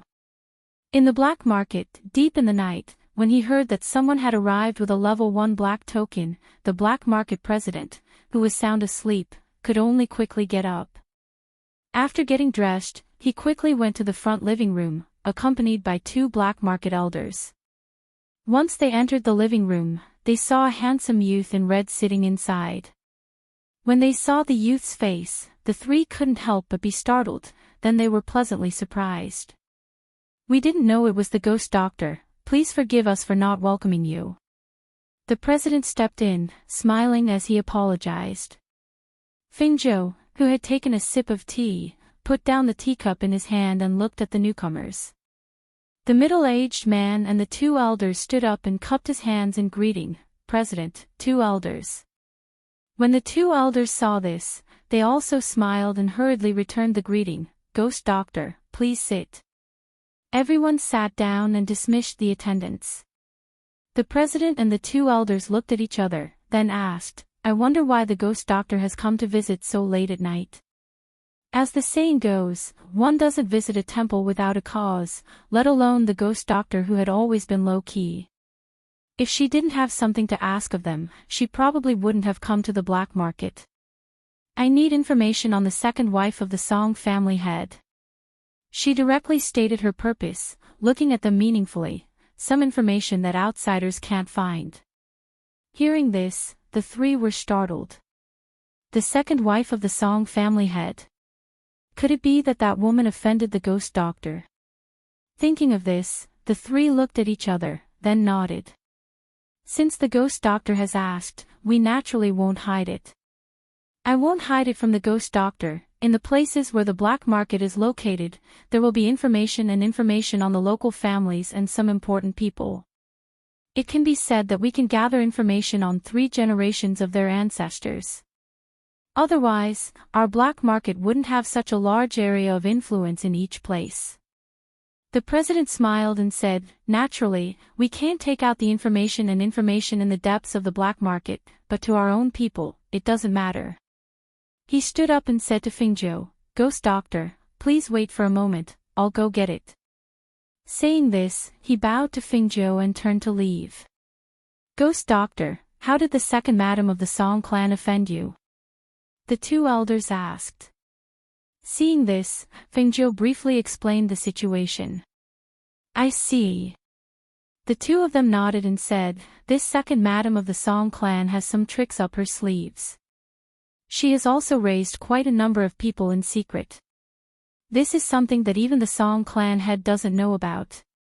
If she hadn't offended me, I wouldn't have bothered with her. It's just a pity that she secretly used a vicious move because of a fight between a few youths. If I don't teach her an unforgettable lesson, she'll really think that everyone can be bullied." Fengzhou's expression was cold. Originally, she wanted to only take Song Ming away from the Song family. Who would have thought that someone would dare to poison the people around her in front of her?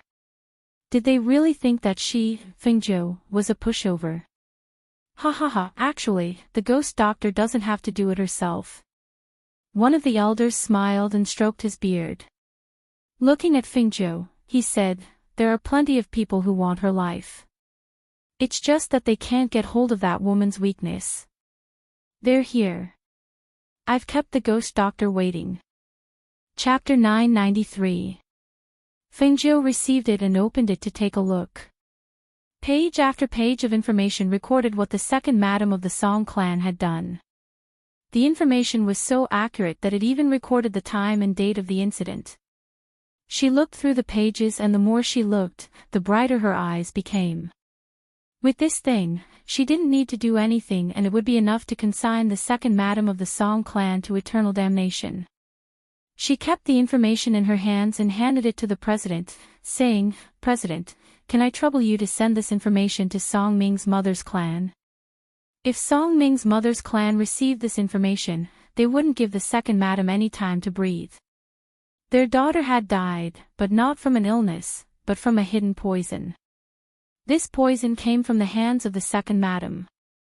She believed that if they knew the truth, even the Song clan's patriarch wouldn't be able to protect the second madam.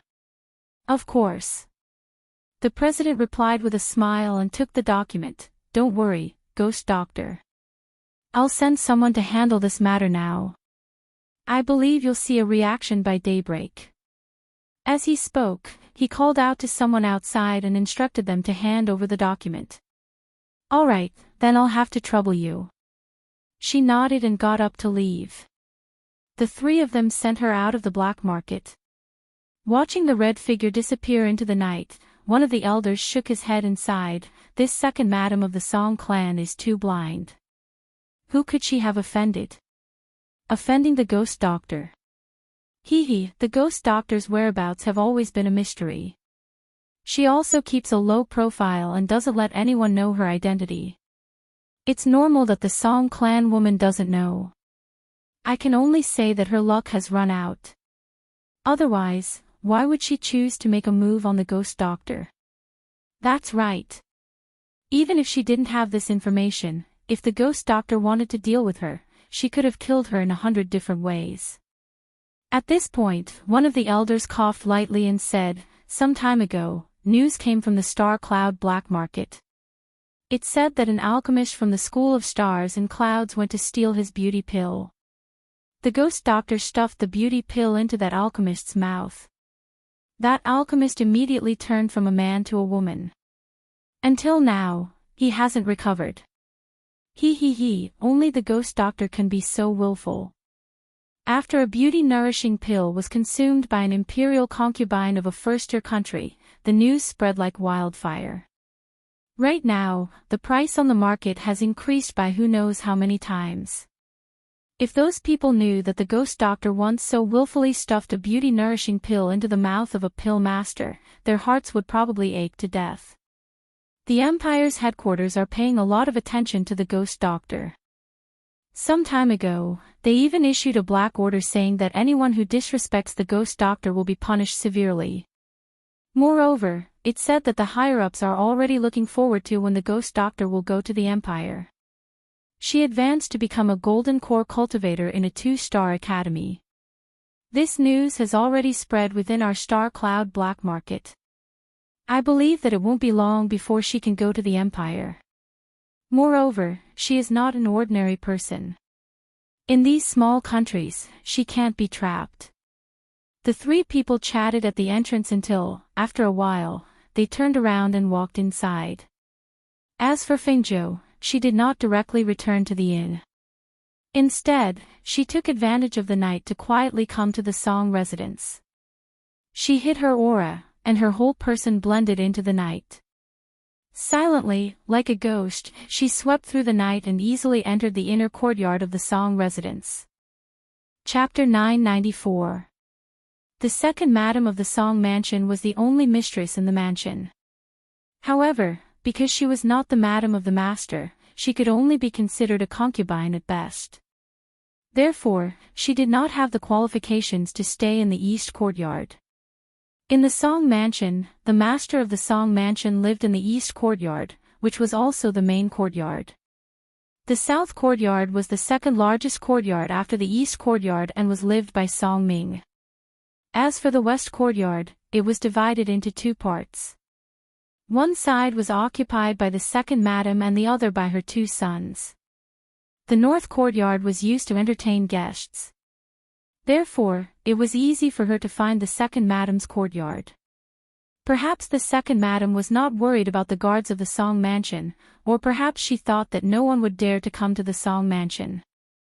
Therefore, other than the 2 teams of night guards, there were only 2 guards guarding the courtyard door.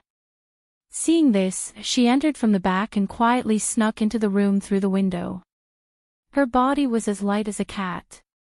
After landing steadily, she leaned slightly to the side and hid in the dark.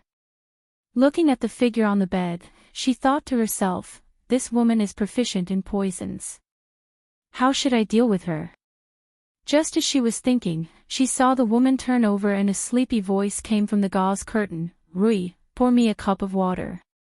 Hearing this, Fengzhou's eyes moved slightly. She flashed to the outer room and took out a pill. She crushed it into powder and sprinkled it into the water bottle. This pill was colorless and odorless. Even if she was proficient in poisons, she would not be able to detect anything. The maid who waited outside at night pushed the door open and lit the lamp.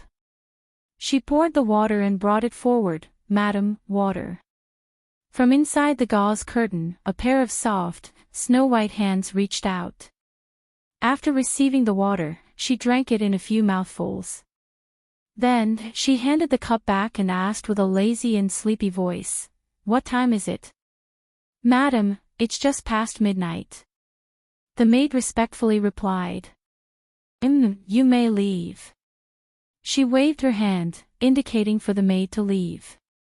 Just as she was about to go back to sleep, she heard a voice from outside.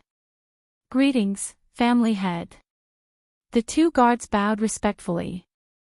When the woman in the room heard this, she was startled and hurriedly said, Master is here? As she spoke, she had already stood up to greet him. After hiding in the dark and seeing her drink the water, she went outside and put the antidote in the water bottle to prevent others from discovering it. Just as he was about to leave, he heard a voice coming from outside. He couldn't help but be startled. He immediately hid in the dark again. Master, why are you here so late? Second Madam's black hair hung loosely over her shoulders. She was only wearing a doudou and a light muslin covering her body. Her snow-white skin and alluring spring scenery were faintly discernible. Her slender waist and exquisite and graceful figure were even more seductive and charming in the night. Her bare feet were like jade as she lightly walked forward with a bit of surprise and a bit of a young girl's posture. Seeing this, Song family head's eyes darkened. There seemed to be a ball of fire dancing in his eyes, and his eyes became deep. He waved his hand to signal the maidservant to leave and reached out to embrace the delicate woman who was walking towards him. His big hand embraced that slender, jade-like skin that was warm and soft like a piece of beautiful jade, making him reluctant to let go. His big hand tightened and squeezed the woman's ample bosom into his embrace. His big hand slowly moved down and caressed. Why did you get off the bed barefoot? The cold air on the ground is not good for the body. His deep voice was hoarse. The moment he spoke, he had already picked her up by the waist and walked towards the bed. Second Madam's face was filled with shyness. She reached out and wrapped her arms around his neck, burying her head in his chest. Chapter 995. She had originally planned to leave, but now that Song family head had come in, she couldn't leave even if she wanted to. Then should she stay and watch their erotic show? Thinking of this, her eyes moved, but she decided to forget about it. A middle-aged man with a bit of weight wasn't much to look at. It was better for her to hide here and look for an opportunity to leave. In the room, the woman's delicate voice sounded, accompanied by the man's panting. She narrowed her eyes and glanced at the tent. She could faintly see two figures overlapping in the tent, and the sound of their panting was filled with ecstasy. After waiting in the room for nearly an hour, she couldn't help but rub her chin. She looked at the bed that was creaking from the shaking, as well as the panting and moaning coming from their bodies. She couldn't help but think to herself, it's the middle of the night, but these two people are playing quite intensely. Taking advantage of the fact that the two were too busy to pay attention to anything else, she quietly slipped out and lightly jumped out of the room. After a few breaths, she hid herself in the shadows outside, avoiding the night patrols, and lightly leaped out of the Song residence. Outside, she turned around to look at the Song residence, and the corners of her lips curled up. She wanted to know what Song family head's expression would be when he woke up and saw that the beautiful woman in his arms had turned into an old woman with a face full of wrinkles. She walked towards the inn. There were very few people on the road, and the sky was hazy, but some small stalls had already begun to open, preparing for business at dawn. When she passed by a small stall, she smelled the strong scent of soy milk and couldn't help but stop. Is this soy milk? She looked at a middle-aged couple and asked. It's tofu pudding. The water is still boiling, and it's not ready yet. The woman replied. How long will it take before we can eat? She rubbed her stomach and sat down at their table. It'll be ready in another hour. Young master can sit for a while, drink some tea, or eat some snacks. These are all homemade snacks. The woman said as she brought some snacks and tea to Fingzhou. Seeing this, Fingzhou sat there and ate. In any case, she couldn't go back to sleep now, so she might as well wait until dawn to call the two of them and go to the Song residence to watch the show. After making up her mind, she sat there with her chin in her hand. When the sky gradually brightened, she brought back 2 portions of tofu pudding for the 2 people in the inn. Other than the tofu pudding, she also brought back some snacks made by the couple from the stall. When she returned to the inn, she happened to see the 2 people coming down from upstairs. "You didn't come back last night." The 2 of them looked at Fengjiu, who had just entered, and asked in surprise. "Drink the antidote." She looked at the 2 of them and asked. Because it was still early, there was almost no one on the first floor of the inn. "Yes, Tunyun told us." The 2 nodded and came to Fengjiu's side. They looked him up and down and asked, "You didn't secretly go to the Song family, did you? Come and go as he pleases. No one would have noticed." The Song clan master was a nascent soul stage cultivator, and there were also nascent soul stage cultivators in their residence. He was only at the Oris core stage. If he went there, he would definitely be noticed. However, if he didn't go to the Song clan, they really couldn't figure out where he had run off to for the entire night. "I brought breakfast for the 2 of you on the way back. Here, hurry up and eat. After that, we'll go and watch the show." She placed the food in her hand on the table and gestured for the 2 of them to hurry up and eat. At the same time, she called upstairs, "Tunyun, come down." Chapter 996. After Duan Yi and Ning Lang glanced at Fengjiu, they sat down at the table and ate the breakfast he brought back for them. As they ate, the 2 of them pondered. Did he go to the Song family to watch the show? Why did he go to the Song family? Curious, they ate their breakfast much faster. After hastily finishing their food, they wiped their mouths and stood up. "We're done eating. Let's go." Fengjiu was patting Tun Yun's head and stroking its soft fur when he heard their voices. He turned his head slightly and saw that the 2 of them had stood up and were looking at him. Seeing this, he smiled and said, "Don't be in such a hurry. Sit down. I'll take your pulse and see how your bodies are doing after taking the medicine." Hearing this, the 2 of them sat down and placed their hands on the table. He reached out and placed his fingers on their pulses. Looking at his fair and slender fingers, the 2 of them felt their hearts skip a beat. Why were his hands so thin? So fair. Moreover, his fingers were so sharp, just like a woman's slender hands. They thought to themselves, but didn't dare to show it on their faces. If they said that he had a pair of women's hands, he would probably be angry. After all, no man would be willing to be treated as a woman. After Fengjiu took their pulses, he retracted his hand after a long while and nodded. "Yes, the poison is dormant. It won't erupt all at once. Therefore, it's easier to remove the poison." His sleeves moved slightly and took out a medicine bottle from his space. He poured out 2 pills. "There are 2 blood-cleansing pills here. Take them before you go to bed tonight." The 2 of them reached out to take the pills. Duan Yi put the pills away. Ning Lang held the pills in his hand and asked, "Can't we take them now? Won't it be faster if we take them now? You just took the antidote this morning.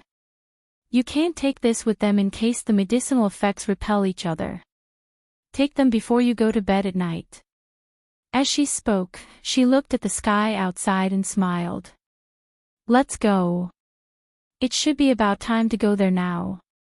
Thus, the 3 people and 1 beast followed him to the Song mansion. At the same time, in the west courtyard of the Song mansion, Patriarch Song, who had just woken up in the morning, instinctively touched the person in his arms.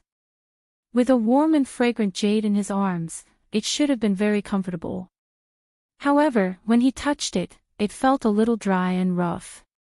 He was startled and opened his eyes with some doubts. He slightly lowered his head to look at the person in his arms. "Ah!" As he screamed, he instinctively jumped up from the bed. With a piece of cloth wrapped around his waist, he jumped off the bed. His face was filled with fear and shock. His usually dignified face was now filled with shame and anger. "Who are you? Get out." The woman on the bed woke up from her daze and looked at the person standing in front of the bed glaring at her in confusion. Her voice was filled with confusion and doubt. "Master, what's wrong?" However, the moment she spoke, even she was stunned. She opened her mouth in a daze and instinctively lowered her head. When she saw the wrinkled skin on her hand, she immediately screamed. "Ah!" Her sharp voice was filled with panic and fear, as well as disbelief. Her eyes were wide open and her body couldn't stop trembling. She looked at her hands and then stretched out her trembling hands to touch her face, as well as the strand of white hair that fell on her cheek. Chapter 997. When the naked figure in the mirror was reflected in her eyes, she stepped back in disbelief. Her legs went soft and she fell to the ground. The person in the mirror was like an old woman. Her sexy and plump body had become old and shriveled at this time. Her face was skinny and she was no longer as beautiful as before. Her white hair made her look like an old woman who was nearly 100 years old. There was nothing familiar about her. How could this be? How could this be? How could I become like this? How could this be? Her hands tightly wrapped around her ugly naked body as she muttered uncontrollably. Her expression carried a trace of absent-mindedness, unable to believe that when she woke up, she had become neither a human nor a ghost. In a trance, she seemed to have thought of something. Helplessly and in a panic, she looked at the Song family head who was standing at the side and glaring at her angrily. She cried, "Master, Master, how could this be? How could I become like this?" Song family head was still furious a moment ago, but when he woke up, the enchanting beauty in his arms had turned into an old woman who was over 100 years old. Just as he was about to put on his clothes and order people to drag her out, he heard a hoarse and unpleasant sobbing voice. She even called him master, which made him furious. He was angry and embarrassed. He stepped forward and kicked the naked old woman who was sitting on the ground. "Bastard! Who the hell are you?" Second Madam, who was in a state of panic and helplessness, was kicked in the chest by him. Her whole body fell backward, rolled twice, and hit a cabinet in the corner. Her head hit the ground, and the skin on it was broken. Blood seeped out, and she cried out in pain because of the internal force contained in that kick. "Ah!" She screamed and struggled to get up. With tears streaming down her face, she looked at Song family head who was already putting on his clothes and cried, "Master, it's me, I'm Lien, I'm Lien, Song family head, who was putting on his clothes, was shocked when he heard this. He stopped putting on his clothes and looked like he had seen a ghost. You're Lien, He took a breath of cold air. How could it be? Obviously, he didn't believe that a delicate and beautiful beauty had become an old woman when she woke up. No one could bear this psychological change and visual impact. "Patriarch. What's the matter with the Patriarch? Do you need us to go in?" Because of the screams and cries in the room, the guards outside were alerted. At this moment, a few guards were shouting outside and asking questions. As soon as they heard the order to come in, they would rush in. Upon hearing the conversation outside, Second Madam, who was lying on the ground, endured the pain of being kicked and struggled to get up. She hurriedly put on her clothes, but at the thought of her inhuman appearance, she couldn't help but burst into tears. However, when she cried when she was young and beautiful, it was like a pear blossom with tears. She was so delicate and beautiful that it made people feel pity for her. At this moment, she had turned into an old woman. Her body and appearance had changed. Her hair was white and her face was wrinkled. When she cried again, it would only make people feel disgusted. They wouldn't even want to take a second look at her. "You are Lien, Song family head calmed down. He also felt that it was impossible for an outsider to sleep in his arms after he fell asleep. Then, was this old woman really Lien, However, if it really was her, how did she suddenly become like this overnight? Chapter 998. Song family head frowned and looked at her. He paused for a moment and then said, "I'll ask the doctor to come and take a look at you." While speaking, he walked out of the outer room and ordered someone to quickly ask the doctor in the mansion to come over. The second madam was crying in a low voice in the inner room. Master Song frowned and looked inside from time to time, but he did not go in again. Perhaps he did not want to face the old woman. Not long after, the doctor hurried in under the lead of the guards and entered.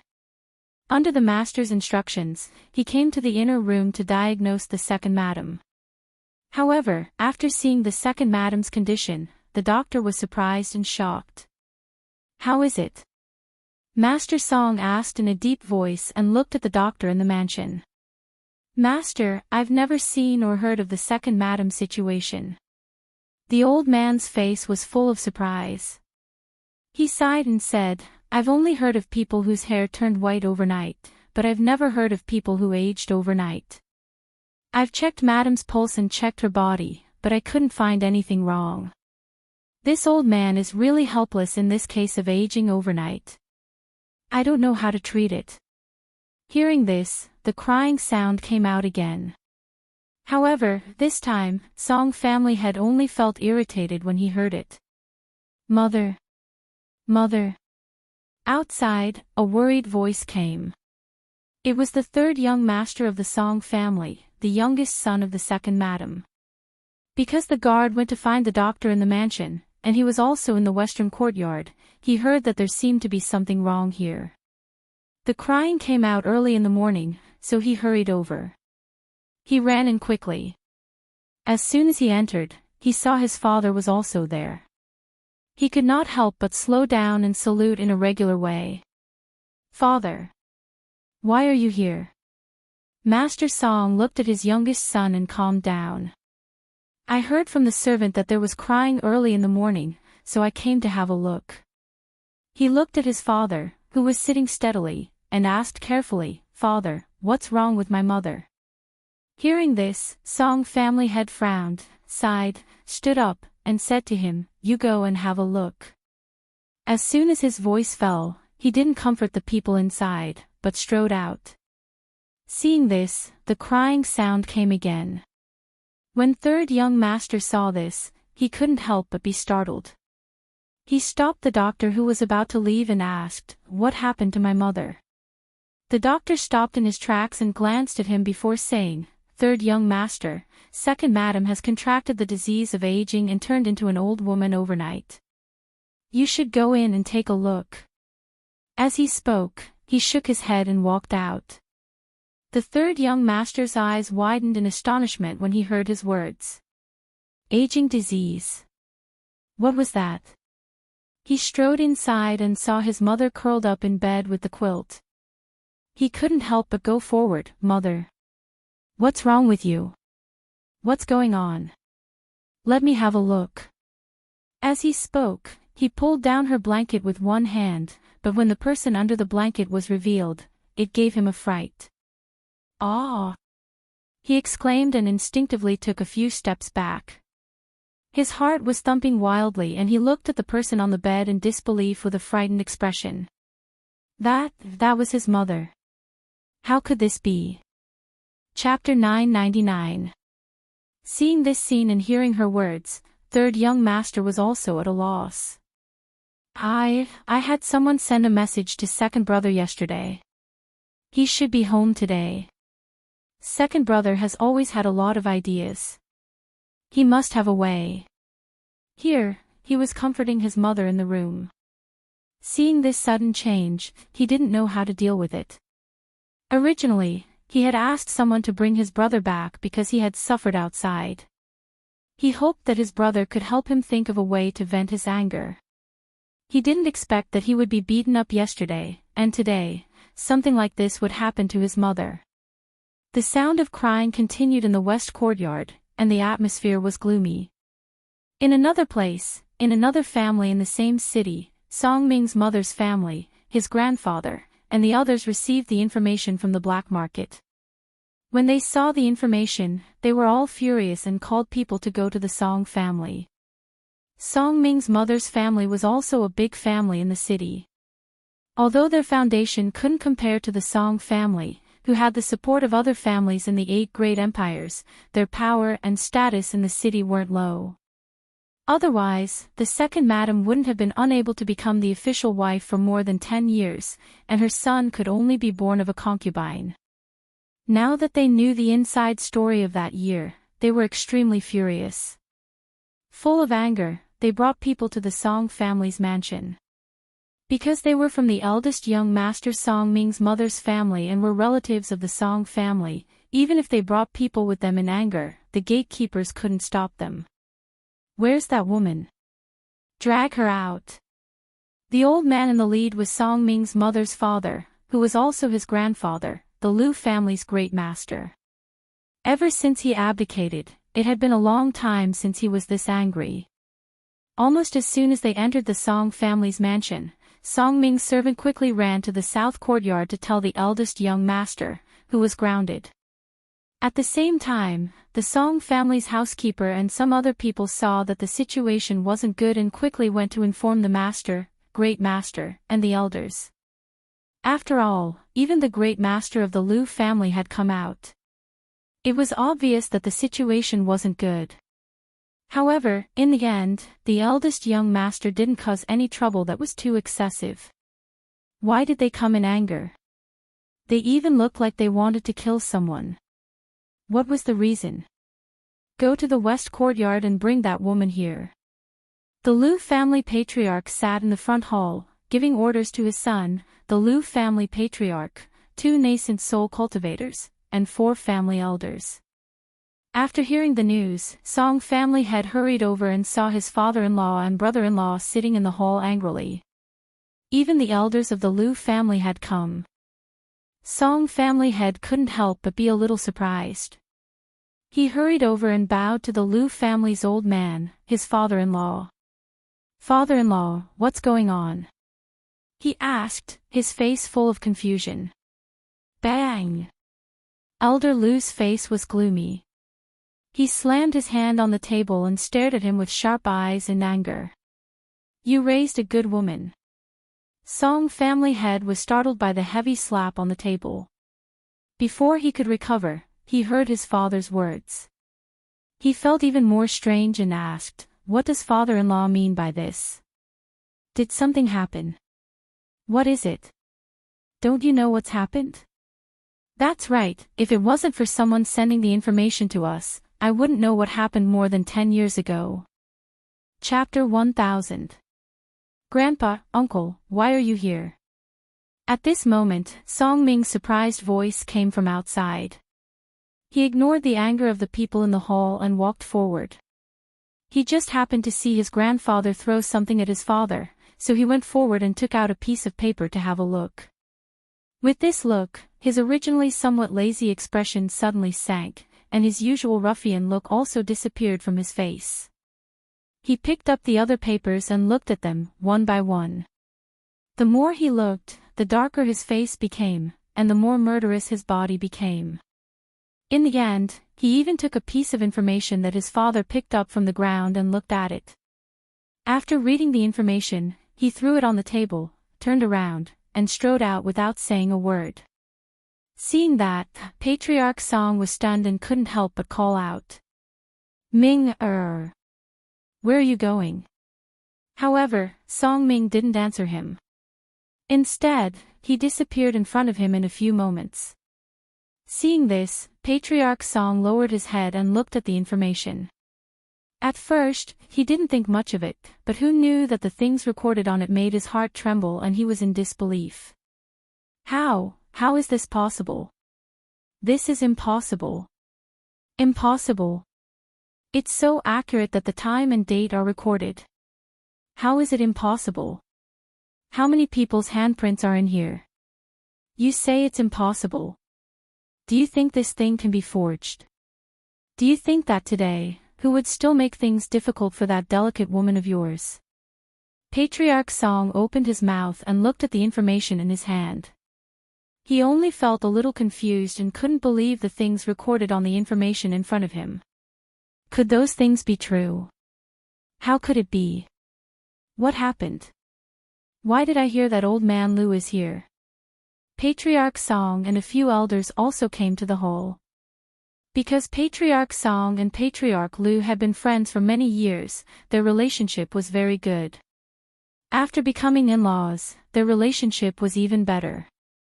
Therefore, when he heard that the people of Lou family came in anger, he was really a little surprised.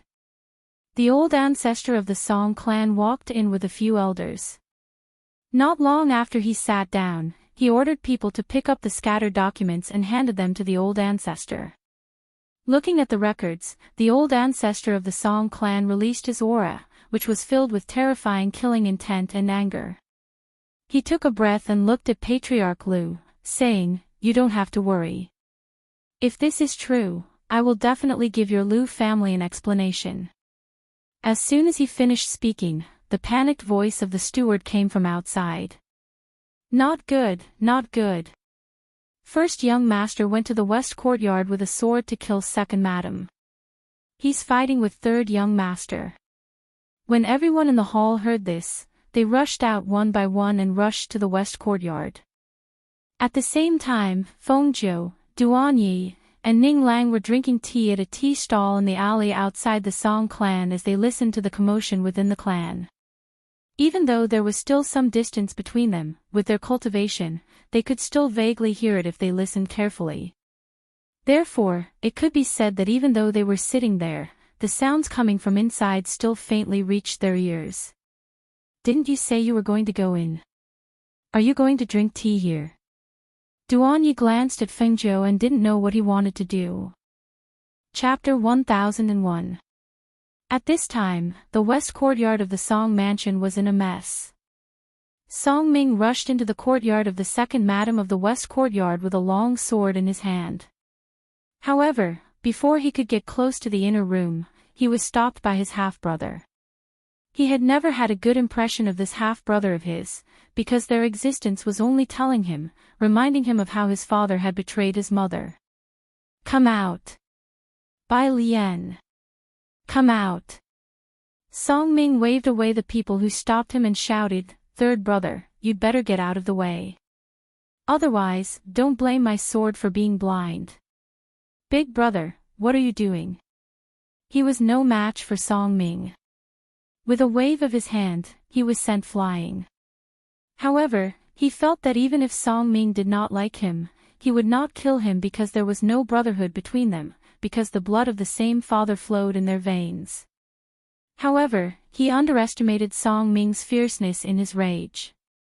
When Song Ming strode forward and stepped through the door, he saw Bai Lian pouncing to block him again. Enraged, Bai Lian stabbed the sharp sword in his hand towards Bai Lian. "If you don't come out, I'll kill your son." Hiss. "Big brother." The sharp blade cut his arm and blood oozed out. He gasped and cried out in pain. He couldn't believe it. A faint smell of blood filled the air. Not only was the third young master shocked, but even the guards who didn't know how to stop him were shocked. They thought that the eldest young master wouldn't attack the third young master. Who knew that the eldest young master's sword really stabbed the third young master? Perhaps it was because of Song Ming's threatening words outside, or perhaps it was because she heard her son's cry of pain, but the second madam ran out from inside. However, when she appeared, everyone outside couldn't help but suck in a cold breath. Hiss. "This is the second madam." That's right, that's right. When Master woke up this morning, he was shocked. He even asked someone to call a doctor over. The doctor in the manor said that second madam had an aging disease and became like this overnight. Hiss. It's unbelievable. The second madam is such a beautiful person, but she became an old woman overnight. Is this an illness? Or is she poisoned? Can it be cured? I heard that it's probably an illness. The doctors didn't find any poison in second madam's body. It's hard to say if she'll be cured. Song Ming was also shocked by the old woman who ran out. He glared angrily at the person in front of him. She was dressed in a simple and elegant dress, but her hair was white and her face was full of wrinkles. She was so old that she looked like she was over 100 years old.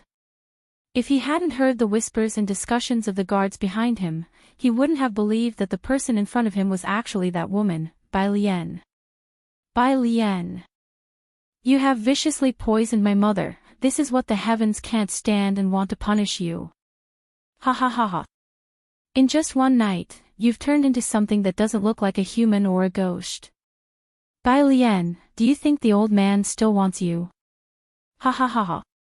Song Ming raised his head and laughed loudly. His voice was filled with ruthlessness and schadenfreude. He pointed the sword in his hand at her. From the moment you entered the door, I've already found you an eyesore. A vixen who only knows how to seduce people still wants to be the mistress of our Song family. Humph. With me, Song Ming, around, you'll never have this chance. Hearing those words, the third young master was stunned. He didn't care about his injured hand and looked at Song Ming in shock. Big brother, what are you talking about? What do you mean my mother harmed your mother? How is this possible? Chapter 1002. How could this be? How could this be? That incident happened more than 10 years ago. How could it suddenly be dug up? How could Song Ming suddenly know? What was going on? First, she became an old woman overnight. Even the old master did not dare to look at her and left. Now, Song Ming came to say these words and dug up this incident. She vaguely felt that something was not right. She suddenly felt that these two incidents should be related. If Song Ming and the others had the information and knew about that incident, they would not have waited until now. However, it just had to be dug up today. Did that mean that he only knew about it today? Who told him about it? A series of questions floated in her heart. Her mind spun rapidly as she thought about how to deal with it next. However, before she could think of a way, she saw a group of people striding in from outside. Seeing those people, she only felt her vision go black and she felt like fainting. At that moment, it was as if the sky had collapsed. In addition to the patriarch, there was also the Song clan's patriarch, as well as several clan elders. These people had never had a good impression of her. Even though she had done many things to please them, they still did not take her seriously. They had never stood on her side and spoke a word for her. They were even more unwilling to let her two sons become legitimate sons and could only be listed as illegitimate sons. Usually, even if there were no major events, they would not appear. Now, one by one, they were here. Moreover, even the people of the Liu family were here. When she saw the Liu family's eyes that wanted to eat her alive, she could not help but step back. What did these people want to do? On the way here, they had heard the master of the Song family mention that the second madam had aged overnight. Even if they were mentally prepared, they were still slightly shocked when they saw it now. Why would a person suddenly age out of nowhere? However, at this time, they did not want to care about how she became like this. They only wanted to confirm that this old woman was the second madam. Today, they came to settle the debt with her for his daughter, not to care about how she became like this. Song Hong. The Liu family's ancestor called out in a deep voice.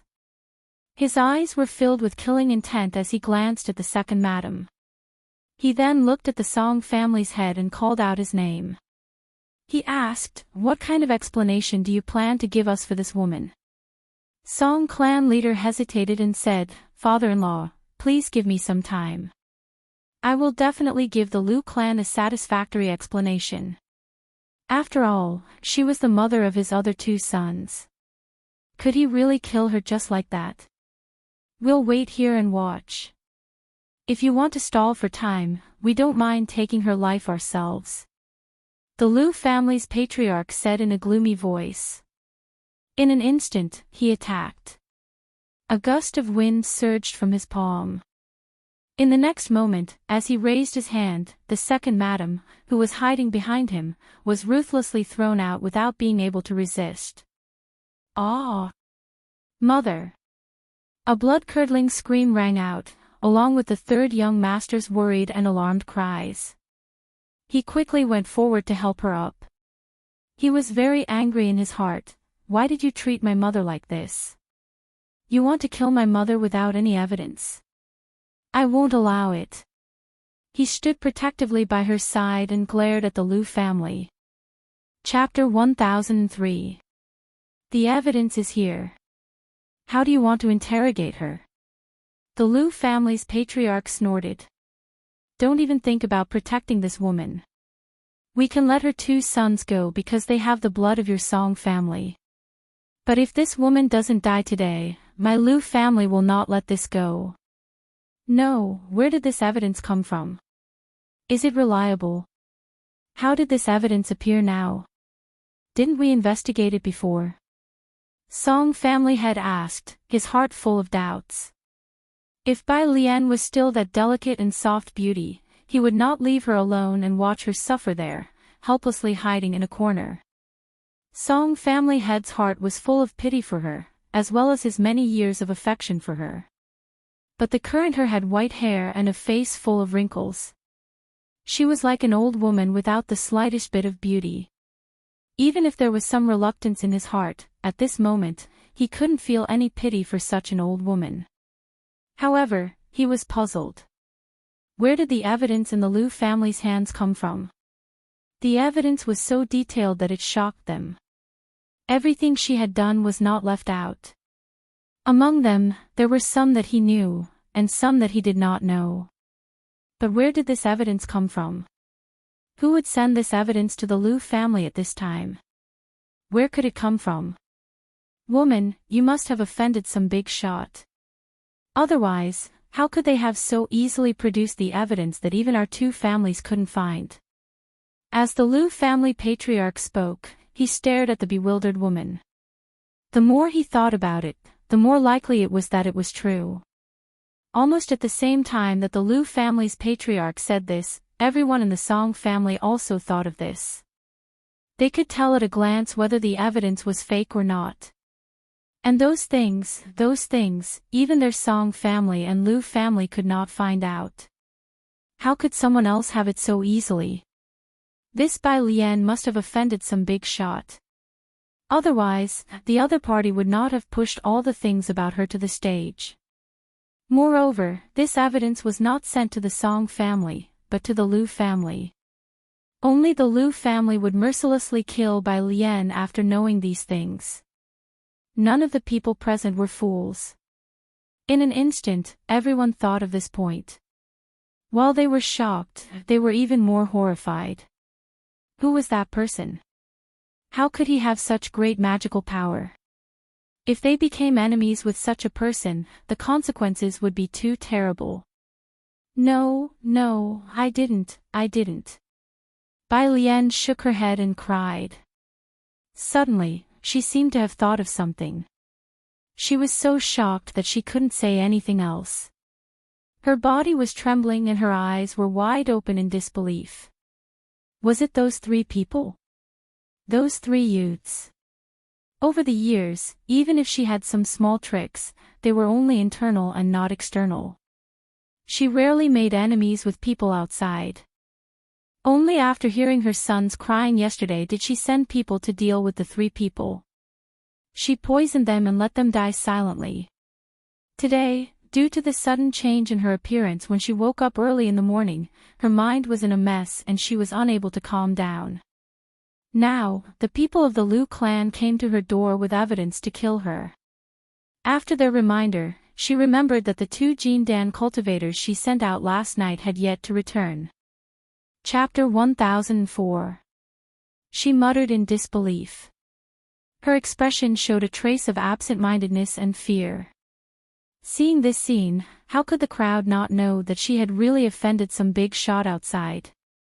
Therefore, Song family had asked, "Did you really offend someone outside? When was it? Who did you offend?" Humph. Now is not the time to talk about who she offended, but about how she poisoned my daughter, your wife. You don't ask about it, and you don't deal with it. Instead, you care about something unrelated. Lu family head's face was gloomy as he shouted, since your Song family won't deal with it, then our Lu family will make her pay with her life. Bring her back. He shouted. The two people behind him were about to step forward, but at this moment, a figure rushed in. Grandfather Lu. A young man suddenly appeared in front of everyone. The young man's aura was steady, and his face was 60% similar to Song family heads. This person was Bai Lian's eldest son, and also the second son of the Song family. He rushed back because he heard that his brother sent someone to deliver a message, but he didn't expect to hear that something had happened to his mother. He rushed all the way here and heard about it from the guards of the Song family. This matter shocked him, and at the same time, he quickly thought of a solution. Even if it was true that Bai Lian poisoned the first madam, at this time, he could only deny it. Otherwise, he would only end up dead. While he was thinking of a solution, he was also thinking about who wanted to deal with his mother. Was the evidence in the Lu family's hands true? Why couldn't the Song family and the Lu family find it, but others could? It's you, kid. Get out of the way. Lu family head's eyes were cold. He waved his sleeve and ordered people to take Bai Lian away. Seeing that he couldn't stop the Lu family, he quickly turned to his grandfather. Grandfather, this matter hasn't been investigated clearly. How can you let them treat my mother like this? The Lu family came to take people away like this, completely disregarding our Song family's face. This is slapping our Song family's face. Grandfather. Shut up. Lu family head coldly shouted. His sharp eyes contained pressure as he stared at him. You're so young, yet you're so scheming. The moment you open your mouth, you want to sow discord between our Lu and Song family. What a vicious mind. Humph. A son of a concubine is a son of a concubine. That woman's son is not presentable. Being reprimanded in public, the second young master's face turned red, and his fists were tightly clenched under his sleeves. A sinister light flashed through his slightly lowered eyes, but he did not speak again. The Song clan ancestor, who had been silent all this while, frowned and ordered, "Lock Bai Lian up first." He then looked at the Lu clan ancestor and said, "Let's go to the front and talk." After that, he added, "Don't worry, I'll definitely get justice for my dead daughter-in-law." However, as soon as he finished speaking, a shrill scream suddenly sounded in the courtyard. Everyone was shocked and hurriedly turned their heads to look. They saw Song Ming, who had been ignored by everyone earlier, standing in an inconspicuous corner with a long sword in his hand. At this moment, the long sword in his hand was dripping with blood. His cold and sinister gaze was fixed on Bai Lian, who was twitching and screaming on the ground. The tendons in Bai Lian's hands and feet were all broken, and blood seeped out from his hands and feet as he fell to the ground. Song Ming's sudden attack caught everyone off guard, but it wasn't unexpected. Facing the enemy who killed his mother, how could he remain calm? However, when the other two brothers saw this scene, they were stunned and involuntarily cried out. Chapter 1005. Supporting their mother, whose hands and feet had been cut off, the two brothers glared at Song Ming with hatred. Anger grew in their hearts and surged in their hearts. The third brother couldn't help but rush forward and slash at Song Ming with his sword. "You dare to hurt my mother, I'll kill you." However, before he could get close to Song Ming, he was pushed away by the Lu family's ancestor. The Lu family's ancestor protected his grandson and stared at them coldly. "You're really out of control. Since when did a bastard dare to brandish a sword at a son of the first wife?" "Enough!" Song ancestor shouted in a deep voice. "Take him away. Everyone else, go to the front hall." As he spoke, he turned and walked forward. Seeing this, Two guards came forward and took away Bai Lian, who was twitching on the ground, and locked her up in the dungeon to await punishment. The others went to the front hall. After everyone left, only the two brothers were left in the courtyard. The second brother asked, "How did this happen? Did mother offend someone recently?" Today's matter was obviously a trick played by someone behind the scenes. They wanted to kill his mother. "Brother, mother usually doesn't go out. How could she make enemies?" "Brother, they said mother killed the first madam." "Is it true?" He was a bit worried. If this was true, could his mother still live? The second brother thought for a while and said, "Someone wants mother dead. And it's not an ordinary person. I'm afraid mother won't be able to escape this calamity." But mother didn't offend anyone. "Yesterday, I was beaten up and came to find mother to help me vent my anger. She also told me not to cause trouble so father wouldn't be unhappy. How could she make enemies?" Hearing this, the second brother was stunned.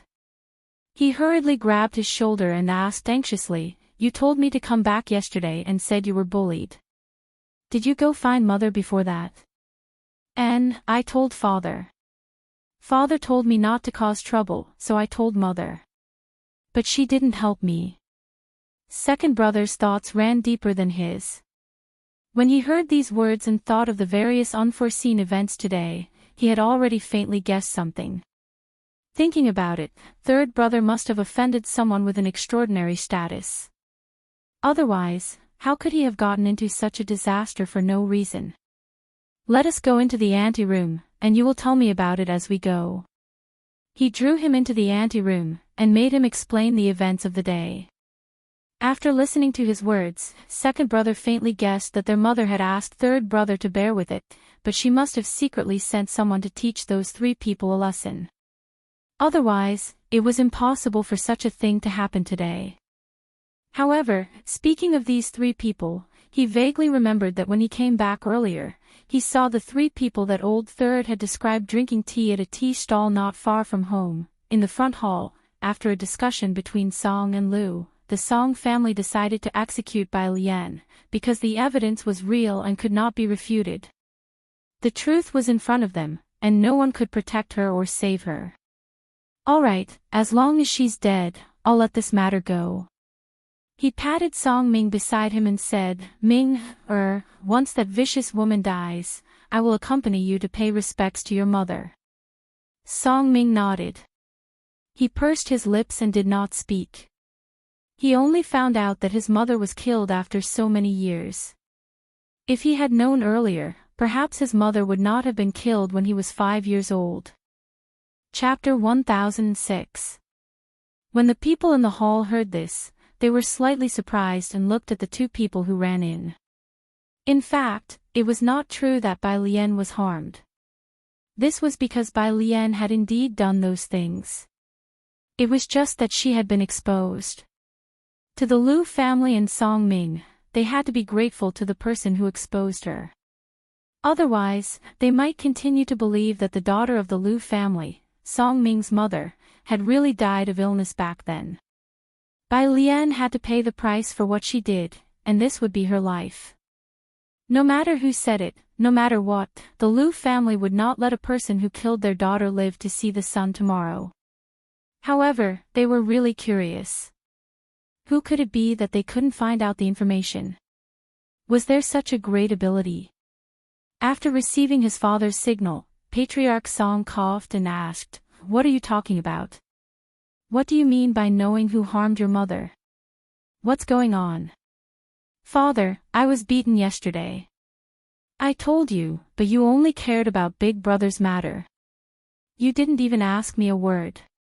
You just asked me to endure and not cause trouble." The third son looked at his father and said sadly, "I went to find mother and told her. She must have sent someone to help me vent my anger. It must be those three people who did something. Otherwise, mother wouldn't have aged overnight, and she wouldn't have been framed for killing the first madam." Hearing this, everyone in the hall had different thoughts. "You mean you were beaten outside yesterday?" Patriarch Song's eyes moved slightly as he stared at his youngest son and asked. Because they were born of a concubine, their mother had no background. Therefore, he had never cared about his two sons as much as his eldest son, Song Ming. Yes, it must be them. It must be. He emphasized with certainty. After his brother's reminder, he felt that this matter must have something to do with them. Father, when I came back earlier, I saw those three people outside the house. They were at a small tea stall not far from here, the second son said. In his heart, he actually hoped to catch those three people and explain it clearly. In this way, they would know that his mother was actually framed. When everyone present heard their words, their expressions changed slightly. After receiving his father's signal, Patriarch Song said to his eldest son, Ming, go and invite those three young masters in. Hearing this, the two brothers standing in the hall couldn't help but be stunned. Why didn't he ask them to go? Why invite? Instead of catching them? Yes. Song Ming responded. Just as he was about to walk out, he saw the butler hurrying in and standing outside the hall to report. Patriarch, there are three young masters outside who have come to visit. As soon as these words came out, everyone in the hall was stunned. Song family head was also a little stunned. Three young masters? But one of them is dressed in red, and all three of them are outstanding. Yes, one of the three young masters is dressed in red, and the other two have extraordinary auras. The housekeeper hurriedly said. They still dare to come to our door. Third brother's angry voice rang out. Hatred surged in his heart. It was because of them that his mother became like this. Under such circumstances, they actually dared to come. Everyone in the hall was slightly surprised and felt strange, but they didn't say anything. Song family head said to his eldest son, Ming, go invite the three young masters in. Chapter 1007. After Song Ming heard those words, he strode out.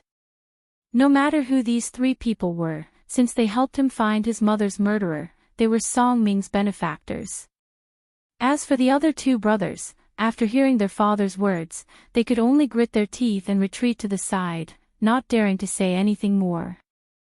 Many times, the children of concubines did not have the right to speak and were not valued. This was something they had known for a long time.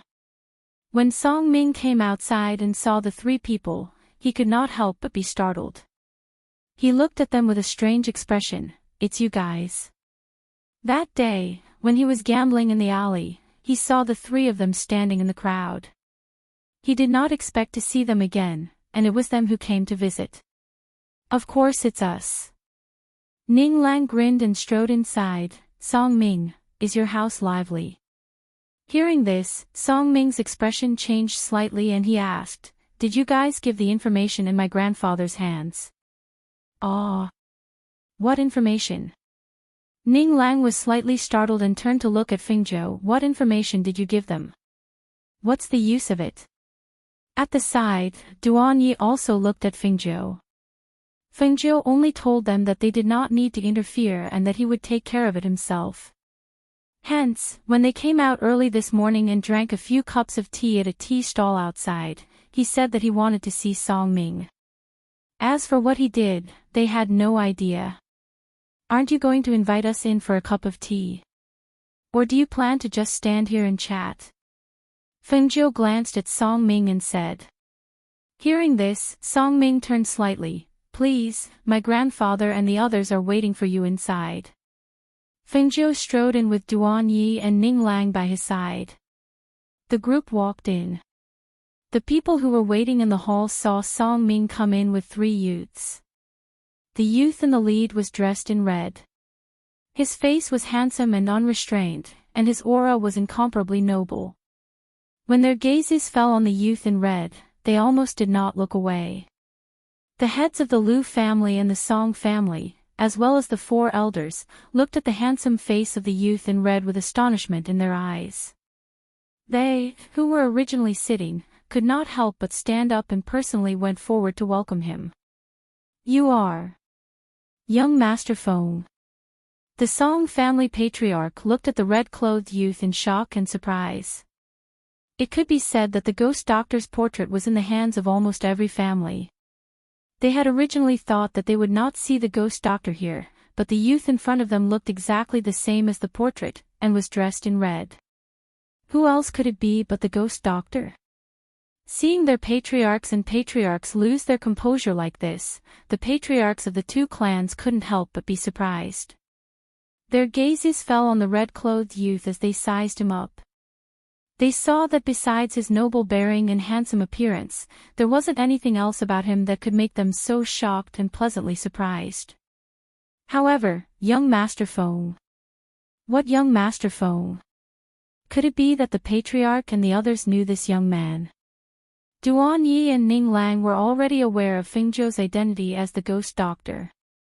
They had seen many similar things along the way, so they were calm.